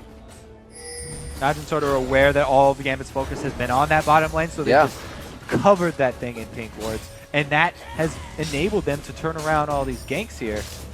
Meanwhile, top lane is just being destroyed for Gambit because Darien has to keep leaving. Nagne more than happy to heal up. 2 attacks coming in from Alex Ish. He's doing what he can to be a nuisance. Nobody there to help him, though. 99 to 107 on that CS. 74 to 113 as Expession again goes very hard in that top lane and wins his 1v1 so far. All right, so if we leave the bottom lane alone at this point, it's going to keep going the way that it has. It's not a huge CS discrepancy, and it's not a huge kill differential, but the outplays from Cain have just been there time and again. Genja having much better game than last time. Looks like he is going for the Dorans. He puts the Phage in at 13, but he is a sheen behind right now on PraY, who's doing quite well with 1, 1, and 3. That extra assist kind of bumping up his gold. Darien getting a bit of pressure here from Expession. Looks like not good that Najin Sword starting to take over the jungle here. Here comes Diamond bottom again, though. Cain is very deep. Not enough pink wards just yet. He gets Cain, misses that play, which gives Diamond a bit of time to reassess the fight, get himself out of it. Two-man roam there from mid. Only reason Diamond backed off. That's a blue-potted Nidalee right now. Yeah, 13. She's going through Oh! There's 25% of your HP in a second. 162 ability power on her at almost 14 minutes.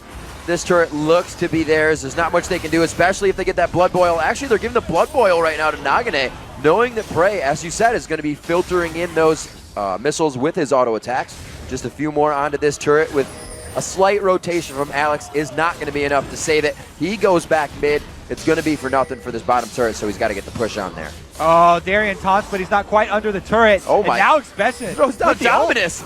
He printed this one out. He said, all right, we're going to fight. I'm going to use Dominus. Darien knows that, just kind of waltzes around the turret. He uses it for ring around the rosy, keeps himself safe, but that lets them know they're safe from the crocodile in the top lane.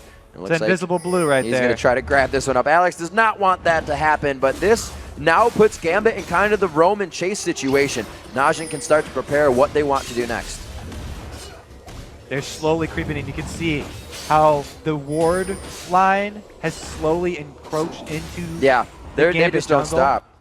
That bottom lane is not going to go back in favor of Gambit. It's, again, Genja in his classic situation where he's trying to freeze the bottom here, catch up and farm.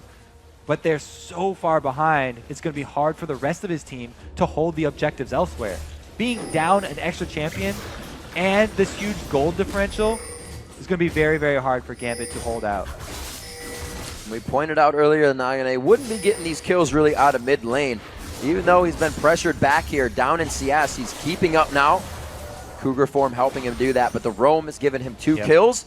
He's been able to participate in a good amount that his team has put around the map. But Watch is also doing a lot better than he did last time. 1-0-1, and he's been putting himself in better spots for these ganks as well. He's not coming up in the end to defend. He's actually being an initiator. Meanwhile, Expession up top is just becoming a monster. He's got his Sunfire Cape for split pushing, and now he's also got the Negatron Cloak. Very good resistances on both sources of damage there.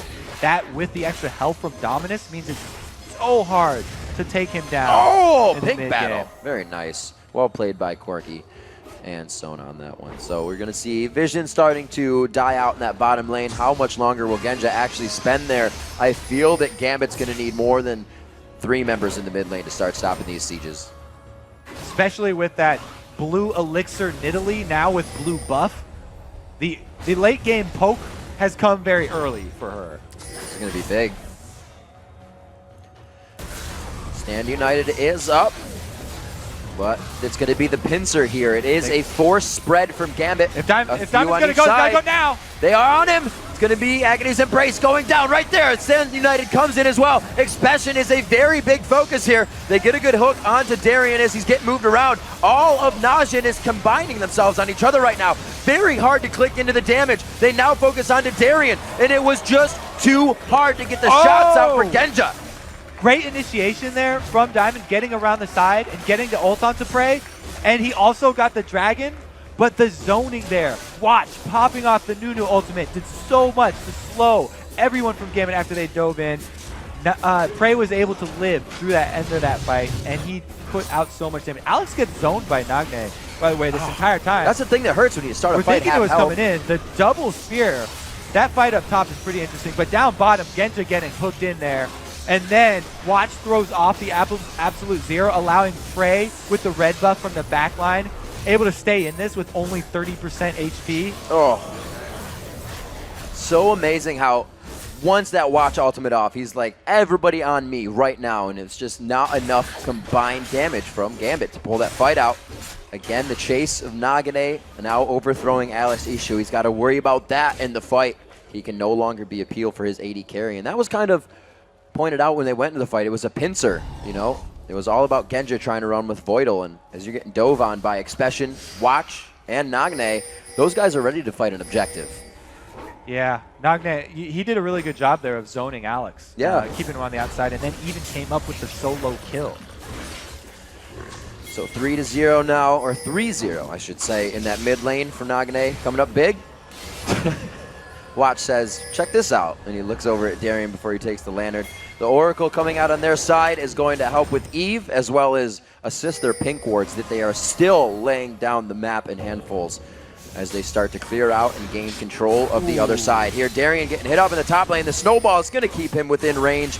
And it looks like everybody else is coming up too. They want assists on this. So we're going to get a Thresh Hook here. We may even get a Nidalee Spear, maybe even a heal. Oh, he gets him in just to get it for the assist. Very nice job.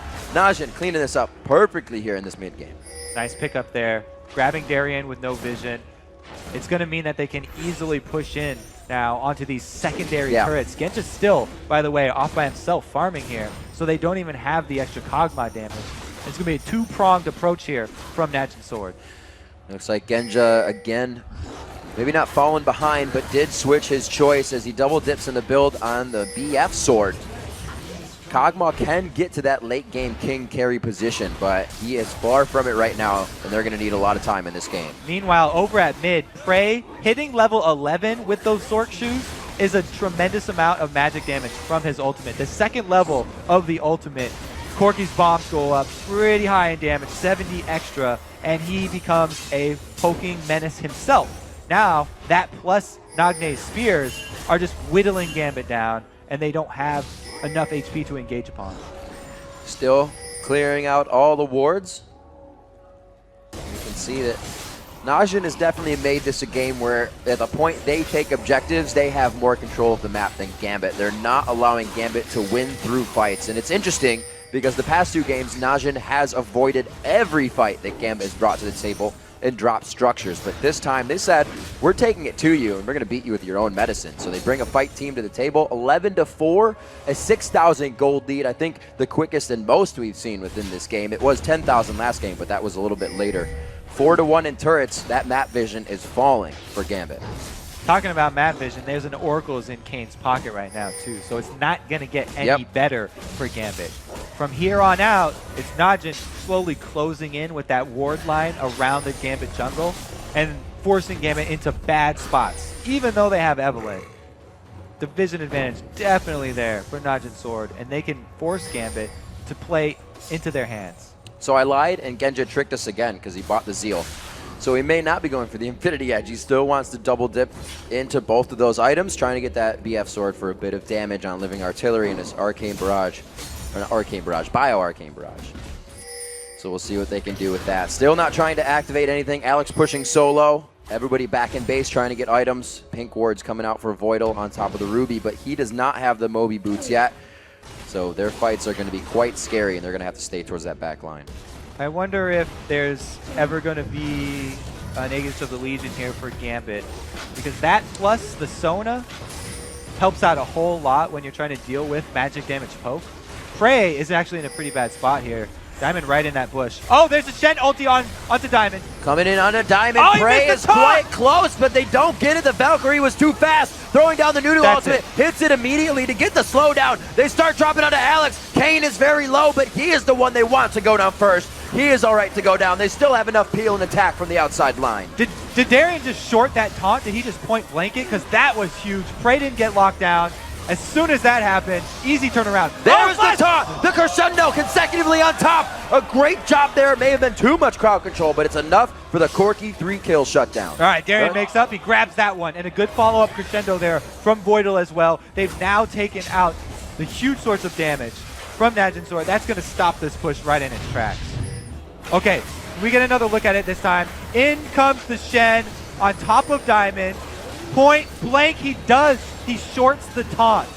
Right there, that could have been a completely different story for Gambit. If they had PraY down at the beginning of this, then Alex coming in right there, they actually might have been able to close out a bigger win for that team and then, you know, turn it into something else like a Dragon to turn this game around. But regardless, they came out with one extra kill, so it's a small victory for them. And also something that is scary about Najin Black Sword right now is they are showing constraint. They're showing when they don't need to go in. They got that 1 kill. They said we can get more off of this, and they backed off. Knowing they didn't have PraY is a huge factor, so they're not tunneling into these fights, which Gambit really needs them to do right now. Gambit on their heels, trying to go hard on this one. Alex again putting that farm over his safety. He's going to be taken down here, but Diamond, a very good attack. Could get another kill coming into the PraY here. They don't get it, and he is safe to get out. Oh, this spear!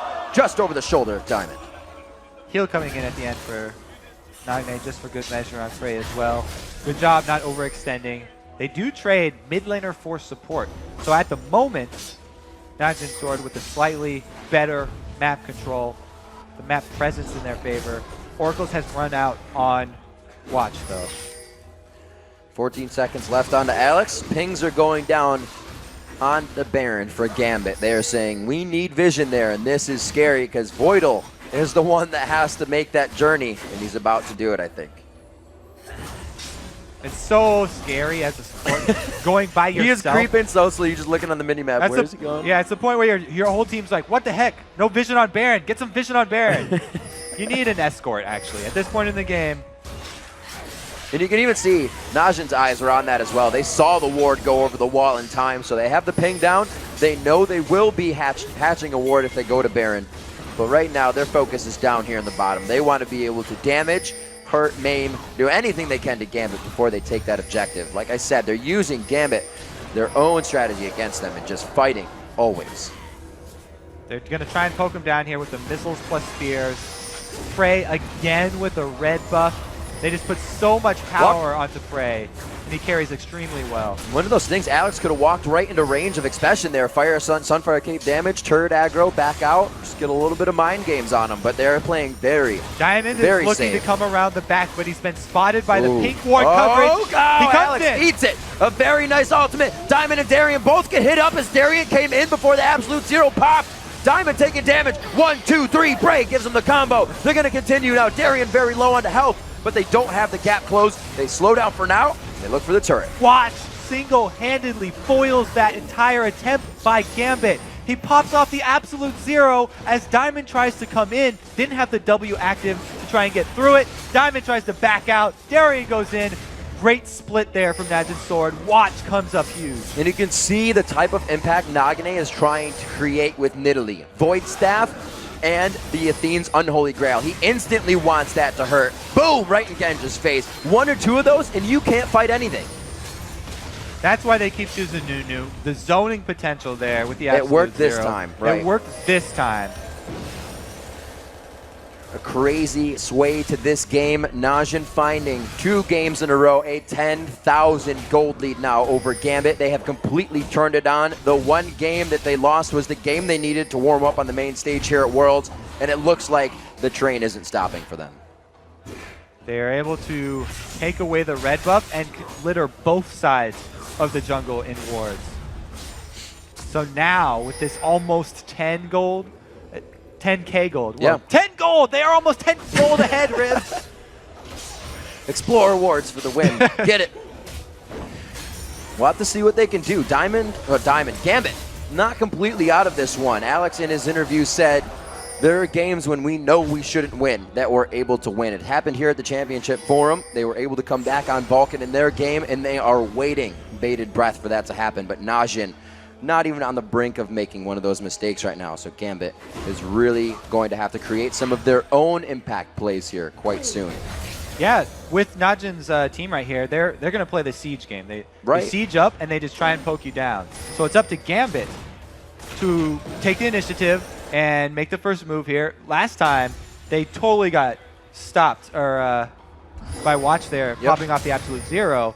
He saw the side that Diamond was trying to come around from and completely countered their plan. And this time, Diamond has to save his W so that he can remove the slowing effects and get right into the middle. Absolute incredible flank warding going on here with the pink wards. They leave a position, Diamond can come from that position. We need to pink ward it. They move somewhere else, they pink ward it. Everywhere they've gone is a trail of breadcrumb pink wards right now. 28 minutes into the game, they're completely safe here at the bottom side of the turret.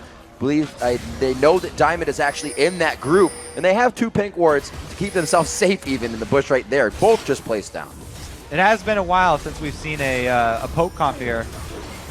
played out like this. Oh my gosh, PraY even Darien is taking hits that don't let them fight. This turret is going to be theirs. Alex just dodging out onto that one. Genja trying to come in and thwart off what was happening on the left side, but a turret goes in favor of Najin's sword. They really have this in their favor.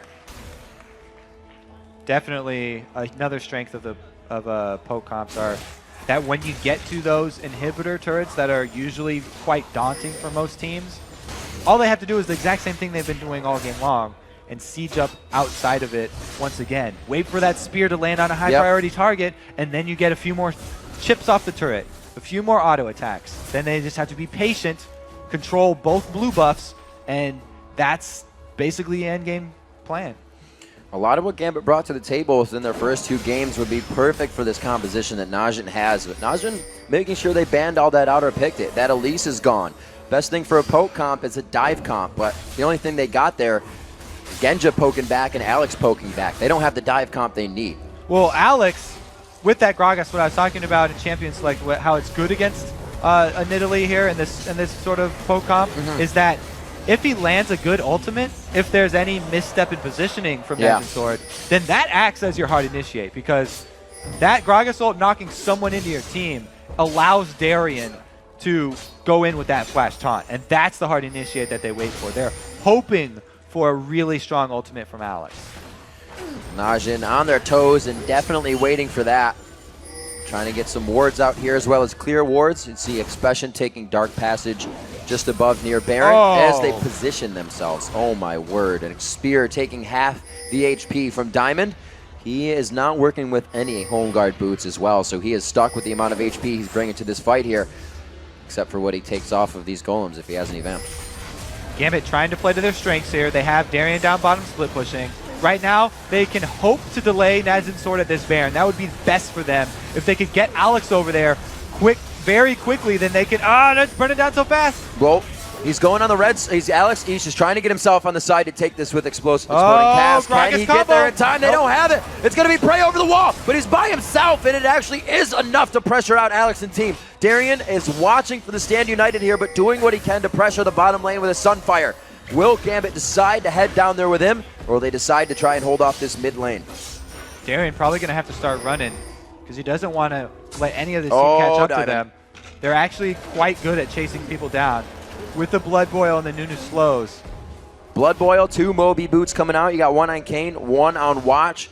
We have the chase here. I thought that PraY he is actually going hard. He's just going for the minions though. I thought he was trying to stop the back and start a fight for himself. It's been what Najin has actually turned to this game. Now 11.3 thousand gold in the lead. 6-1 in turrets right now means map vision is also being dwindled down here for Gambit. They sit with the inhibitor turrets down. But at least the waves right now for them pushed up to the river, so they have some time to recoup and see what they can do. Another small ray of hope for Gambit. They've gotten the blue buff onto Alex. And since Alex has the combo of Death Cap and Void Staff, his ultimate does pack a very strong punch here. So they have a little bit of hope as long as he can land one of those game-changing ultis. Someone like Nagne or someone like PraY or Cain are low enough HP that they could actually be bursted down if Alex gets one of those ults. I'm definitely going to go back and watch this game because I don't know if there has been a moment when a pink ward has died and there has been another pink ward on the map here for Najin. There has to be like 5,000 gold spent in pink wards right now. That's what you have to do when you get ahead versus an Evelyn team, is litter the map with pink wards. They're just dodging out spears right now. Nagne is putting these spot on, threading each needle that he has to, and it's making them have to reposition and dodge. They're trying to guard this turret. Darien's out in front, still getting harassed himself, and they're going to be able to take at least 65% of health off that turret with a full Gambit team there. It's exactly what we talked about. You throw out a spear, you get one target, that's another few hits on the turret. Yeah. You get a Sheen proc, that's a huge chunk out of the turret. Nagne has been perma-blue elixired since about 12 minutes into this game. Oh, almost hitting Voidle on the backside. You got to be careful whenever he dodges that spear. If you're still in the way, you're going to take it to the face. Genja, that hurt. 14-7 on the scoreboard. The gold is showing you the damage that Najin is able to put out right now. The first inhibitor turret to fall now at 32 minutes into the game. If they can get the last shots, it looks like Expession has had enough. He puts himself in the fire, and it looks like it's going to be enough to cool off the inhibitor turret. Now they do the exact same thing at the inhibitor. They've got Baron buff regen. Don't see them backing off anytime soon. Only getting the waves, dodging out perfectly. Najin. Nagne's now out of mana. They have to be careful on this one, but they do have that Baron buff regen on them. They're going to be able to have enough pressure for the inhibitor and make their way out, but that was almost completely unanswered from Gambit. Diamond cannot go in here. He keeps getting speared in the eyes, and he got chunked out so low before that, there was no possibility of initiate for Gambit. See what they're trying to itemize into. You can see Diamond not going for auras for the team, not going for anything else, but we need to win these fights with damage that they are not expecting. The Warmog's now coming out into Darien. He's able to take those Nidalee Spears now. He had to itemize into that health. The magic resistance really wasn't going to help too much. It is looking quite grim for the second European team here today. Genja got big. It could be an impact, but he's matching the items now, and even a Last Whisper Negatron Cloak behind here. Genja may be big. PraY is bigger. Yeah. He also has some defenses as well. He's got that defense, Negatron the Cloak. escape ability as well. Kog'Maw not the greatest at getting out of a fight, but if they can grab something here in the jungle, it might be in their favor. Now that the pink wards have died down, if they can start to get vision, lay down a good Void Ooze, and really catch Najin out of place, Diamond will get his man, I want to come around and slaughter your whole team effect in. But Najin, again, trying to control and dictate the game as they send their team bottom lane. We're going to have Nagne split pushing in the mid. The next inhibitor turret team fight is going to decide the end here for Gambit. One inhibitor they can actually deal with because Darien can split push, Stand United available. But two inhibitors against this poke comp is pretty much a death sentence. The next engage is going to be so huge for them. Darien's actually even joined the team. So they'll have Shen for the beginning of this. If you're going to make a move, you have to make it before your main carries get poked down. The earlier, the better here. Still no waiting. Valkyrie down. This is the window. Where is it? Voidle still on the backside. The crescendo's not there. They have the flash up, but they are not positioning themselves to be aggressed on whatsoever. They're saying, we have a flood of minions in that top lane. Let's dance this out. Exactly. Najin Sword are happy to play this slow game. Keep all of Gambit here. Gambit's not leaving. The minions will take a side Nexus turret by themselves. The middle lane, they can't actually do that, but the side lanes will take those turrets. Genja has to go over there. Najin Sword has played this game almost perfectly, putting too many objectives on the plate for Gambit to think about. Now it's going to be saving a Nexus turret as another inhibitor falls. Dragon is alive, Baron will be alive, but Najin won't even need that with the way they've orchestrated this possible win here on a next fight. Shooting fish in a barrel here for Nagne. He oh my lands lord. another one. Okay, so they're chunking both turrets down at once. Every time we get that Trinity Force proc on PraY, it's another giant chunk out of each turret. It's only a matter of time here. Gambit they're not making a move. They are showing their strength. Not do you see at 36 minutes an AD carry take two turret shots to the face in front of a Shen. They know the power they have right now. It's not even disrespect. They are trying to make Gambit fear them completely. Voidle getting taken down to 20% HP. They get the turret in the eyes of Gambit, and they look for more. Now it's going to be even harder. They still haven't pulled the trigger. Gambit just walking back and forth here. Now the back lines both at 50%. And they make the move now. They go in. That Cask did not go on to watch. He got a pretty good ultimate off the crescendo, shut down most of the damage. Darien goes down on the back line. The minions are flooding down the mid lane. Najin takes this. They move up to the top. The chess pieces are in order for checkmate, and they're going to try to make the move. Genja had to go back to Fountain right when that started. This is pretty much good night for Gambit. Cain coming in quite low here. They all have quite low HP, but the burst coming out of Gambit at this point has not been built up enough yet. Alex Ish, the only level 18. No, Genja is as well in the team, but they're fighting the same thing on the other side as well, with Expession and the team being much farther ahead. Pings on to Baron here from Najin Sword, but they pull a full man recall here. The only way for them to really throw this game away would be to get a Baron stolen.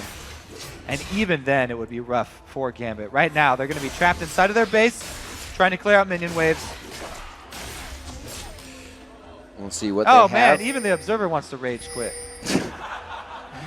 We can see how much farther ahead these guys are. Expession now putting the Thornmail into his build. Not exactly an item. You say, that'll be my third one. He can put a little extra gold into itemizing to even get back at his opponents. One turret down for Gambit. The global presence here just has not been there. Yellow pings firing off really quick there as soon as they aggro the Baron. Like I said, we've seen these guys. They don't tunnel. They know and hold themselves back.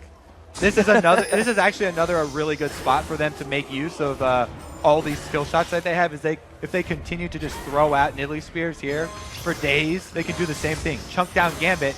And if they keep Gambit here, then the minions will do the work for them. Gambit they have so few choices right now. And this is the thing that's really going to put fear into the other teams as well. Yep. Again, losing with Nunu the first time, but they bring out Nidalee the second time. They bring out a different composition somebody has not used yet, and these guys are still able to come through with wins. An amazing play here from Najin as they may make a final push into the base. Genja is at a point where he can come up big on one of these fights, but there can be zero focus to him. I think you're right. The bottom lane here for this team has definitely solidified themselves as a huge threat. Also in this game, Nagne showed a new champion. That's also very huge for them. This Nidalee has been quite effective. They also have somebody else to play mid if they want in the presence of Song. Nagne, however, coming up very big for the team. We see a 14,000 gold lead from downtown. The spear coming up big, going on to Voidle. This could be a final push here. Darien taking a lot of damage on the outside. It looks like the composition brought out with Nunu in the jungle again wasn't too much for Watch. He shows his privy. They are able to come up big on this one. Najin going big. They're going for all the kills. They've gotten all the turrets. They've gotten everything they wanted in this game, including the win. They lost the first one, but were able to get out warm after that first match and find the win over Gambit here in the quarterfinals. Congratulations to Najin Sword. Well-deserved win right there. They showed they are not afraid to return to the same champion picks even after losing. They have confidence in that Nunu, and they pulled it off this time. Masterful play by the man on your screen, PraY. Cain to his left. They completely came up huge in the bottom lane. Always pressuring for Diamond to be somewhere he didn't want to be. Alex, like you said in that mid lane, it was a lot of kill potential, and it really came from Nagne. I mean, Sword were able to use their very powerful bottom lane as bait, as a beacon really to attract all of Gambit down there. And then they used that to turn the tables and gave Expession so much free farm up top, getting these turrets every time Gambit would go down bottom. And as long as Najin Sword were able to answer bottom, they came out overall ahead every single time. It was a very strong play when you go into picks and bans with something different every time. You stop the team. Three things they just played with by banning out the Fizz, banning out something else, and taking the Elise game 2. It really, I think, got in the heads of Gambit. And although we didn't know too much about the champion pools of Najin there, they sure showed that they can go outside the box. I mean, going back to that Nunu again after didn't have that big of an effect, that shows so much confidence. And I think it really plays into their playstyle of having PraY be that mid-game carry for them and late-game extreme hard carry. And the things we thought they were going to see, I mean, it's their choice to pick what champions they want to play, but we were like, yeah, PraY's Ezreal's going to be huge. Hasn't been seen in this tournament. He went with Corki that game, and then we questioned the Blood Boil on Corki as well. You're like, wait, he's got the missiles, but it worked out. They were able to use it on Nidalee more than not and kind of just make it happen in their own way. Yeah, that one play where Watch zoned out Diamond from Diamond's with flank the Stand in the side, United coming with in. Stand United completely foiling Darien, Real completely good. foiling Diamond. That, to me, was really a game-changing team fight. I think all of them were almost game-changing. We saw level 1 of the third game. Nothing happened. First game, Najin tried to get as many wards onto that blue bottom side as they could. And really, Najin, everybody's like, why are there so many blue side wins? Well, there you go. Najin made it happen. They came out strong in that game. And it doesn't matter what side they're on. Also, bringing out the Nunu. It's kind of hard not to go back to that. It was like, yeah, Watch was not used strategically well on Nunu. But that game, it just showed us they just didn't perform the way they wanted to in the early part of the game. All right, so looking forward, you know, we had one European team move on so far today. and one Korean team. There's still another Korean team playing in the other side of the bracket here. SKT1 will be going up against Gamma Bears. That's going to be interesting because in that match, it's Gamma Bears who are the one that nobody has any information on. They're the ones with all this unpredictability like Najin Sword had here. It worked out for Najin. We'll have to see if Gamma Bears can actually make use. So I think this was a bit of a learning experience for everyone. And I'll see what Najin Black Sword has to put on the table. And I think it was a bit of, not a wake-up for Gambit, but for all of these teams to think, we're warmed up and we're ready to go, and be surprised by a team that hasn't played on the stage yet is a little scary, I bet, for some as well. Because you don't know what to expect, and it definitely mattered in that game. Right. Before this, everyone was like, oh, I don't know, 50-50. Is Najin Sword scary? Don't know yet. Now the answer is yes. Absolutely scary as well, because how many people are now going to be considering, probably not impressionable on the Nunu pick, but the fact that they can do that. Who's going to ban out Nunu? They're not going to ban out Watch on Nunu because it wasn't a game changer, but it's something they can play to help other people change the game. And that's when it becomes really scary picks, when things are working that you don't initially want to ban out. The bans, I think, are probably going to be focused on the bottom lane for this. You think they'll get that team. Twitch out of there? Yeah. Well, the Thresh, I think, is huge. More than the Twitch, though? Tricky. I'm going to hold you to it. No, I'm just kidding. All right, guys, we're going to send it down to the main stage where Shox is standing by with a member of the semi-final bound Najin Black Sword.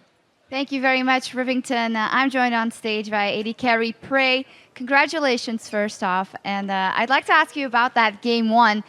Was it the nerves that got the better of you guys being on this stage for the first time? 안녕하세요, 프레이 선수. 일단 그 승리를 축하드리고요. 첫 번째 경기부터 질문을 드릴게요. 첫 번째 경기에서 이게 첫 경기다 보니까 좀 긴장을 하셨나요? 이게 오랜만에 큰 무대에서 하는 거라서 좀 많이 긴장됐어요.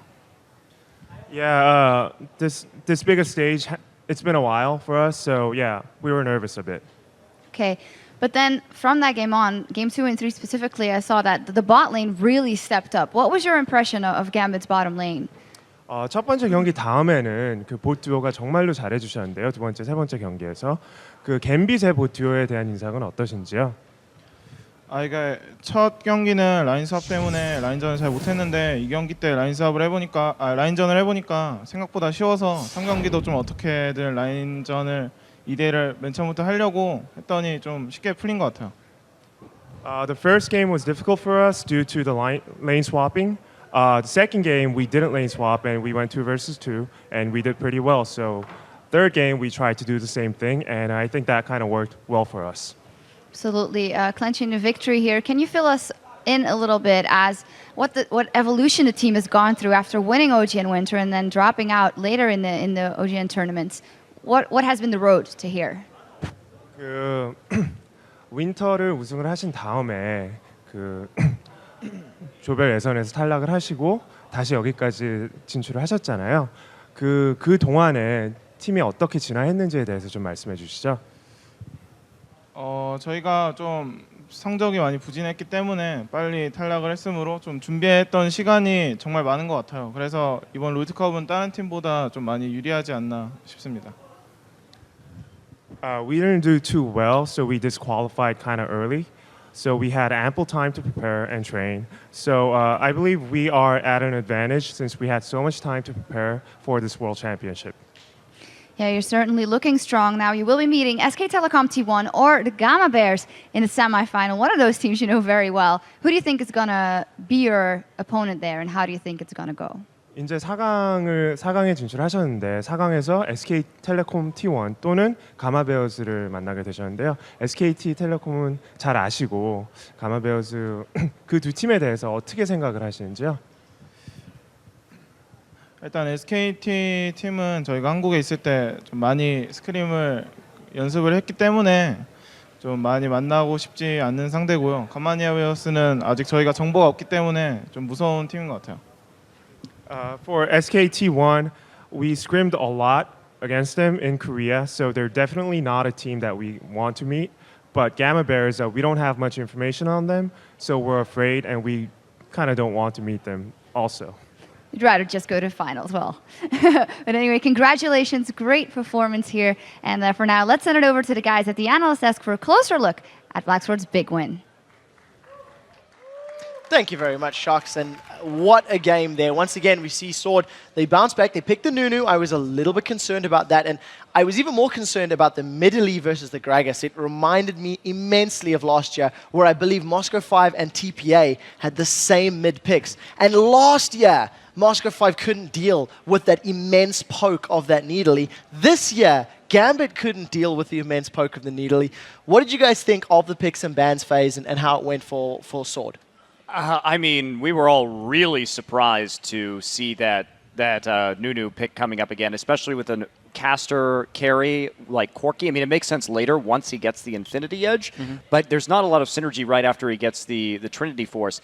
And also, I think we all agreed too that that's a composition that if you fall behind, you're going to have an extremely difficult time getting back into the game. It's not very versatile. It's all about that siege. I think that was interesting, though, because one of the core strengths for Sword coming into this match was, I think, their individual lane skill. We saw the 2v2 win in Game 2 and 3. We saw the 1v1 win for them in Game 2 and 3 as well. And I think that guarantees them a pretty decent early game lead, just from minion farm, that they can just transition into that. And the Nunu gives them Dragon Control to guarantee some more early game leads, and just play from ahead. I think everything you've just mentioned, Lee Sin would have done better and more. Lee Sin... If you want a counter jungle, okay, Nunu can work, but there was zero counter jungle in both Nunu games. Lee Sin would have jungled quicker, safer. He was really good against Evelynn, possibly better at Drake, same. And then I didn't really get the attack speed steroids. Both Nidalee and Nunu offer an attack speed steroid, but Corki doesn't benefit from it at all. Renekton doesn't really benefit from it either.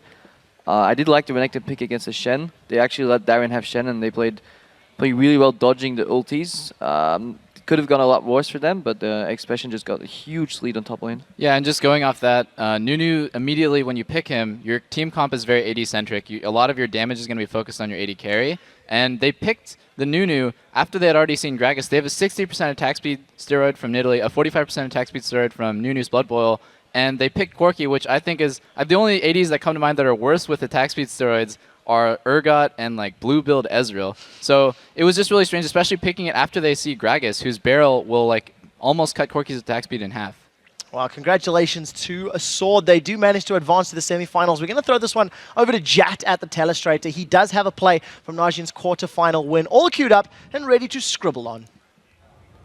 Thank you very much, Trevor. And this is just the bottom lane of Sword, PraY and Cain. This is game 2, by the way, and it's a very key fight for them because in both games 2 and 3, Najin and Sword's bottom lane beat up Gambit's bottom lane in a 2v2 situation. The things to track here are the levels of everyone and some very critical minions. This guy, which is going to give level 2 to Genja and Voidle, and this guy, which is going to give level 2 to PraY and Cain. And both AD carries should know this. Let's roll this at half speed. Voidle and Genja are waiting for level 2 so they can go in. They get the 2, and immediately Voidle gets aggressive. Pause it right here. This last hit the PraY just got pinged level 2 for PraY and Cain, and it immediately told Cain to go on the offensive. He gets the flay on both Voidle and Genja, and then if we keep rolling this at half speed, we get to see how PraY focuses his first few hits on Genja to push him out of the fight, and then turns to finish off Voidle. He also barriered to make sure that Genja could not trade damage effectively. Genja was out of range of Cain and could only hit through the barrier. It was brilliant play by Najin Sword's bottom lane, and it was the big reason they were able to win games 2 and 3. We heard the analyst desk just talk how much about Najin Sword's team comps maybe didn't make sense, but none of that really matters that much if Cain and PraY can dominate the bottom lane like this throughout the rest of the World Championships. Let's send it back to the guys at the desk. Thank you very much, Jats. And with 2 quarterfinal series in our match history, let's take a look at the updated bracket. Najin Black Sword sits in the first semi-final matchup, waiting for the winner of tomorrow's Gamma Bears versus SKT series. And in the bottom half of the bracket, it's the European champs Fnatic that are waiting to see which Chinese squad they'll be playing at the Galen Center. And coming up tomorrow, we'll fill in another 2 semi-final participants with the winners of our next quarter-final battles. Up first, it is Taiwan's Gamma Bears as they make their World Championship debut against SK Telecom T1 and Faker. And after that, best of 3 wraps up China's 2 teams, Royal Club and OMG. They're going to take to the Rift for a rematch of the Chinese regionals. Our second day of quarterfinal coverage kicks off Tuesday at 7 p.m. Pacific, 4 a.m. Wednesday, Central European Summer Time, about 24 hours from now. Well, now let's send it over to Shox, who is hanging out over on the main stage. Thank you very much, Thank you very much, Trevor. And that does it for our first day of quarterfinal matches. Now, if you missed any of the action or you just want to see it again, you can find everything you need over at lolesports.com. And now I'd like to say congratulations to our two semifinal teams, Najin Black Sword and Fnatic. And if you want to watch them compete live in the semifinals, then head over to lolesports.com/tickets and grab your seats for the Galen Center. And now from all of us here in Los Angeles, good night. Thanks for watching and see you tomorrow.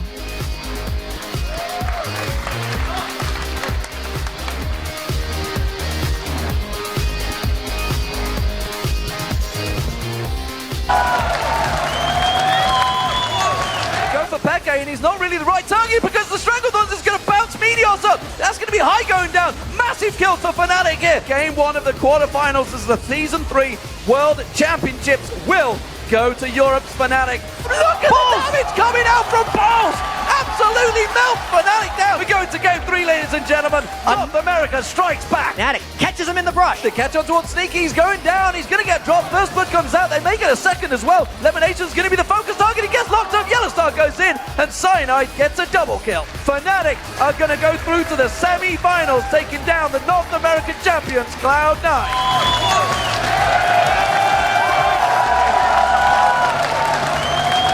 Consume Feast. Oh, he got it so big! Using Flash, using Flash, the second piercing arrow from Genja, spot on, takes the apple off the head. Gambit with a definitive win after an amazing 50-50 game for the first 20 minutes.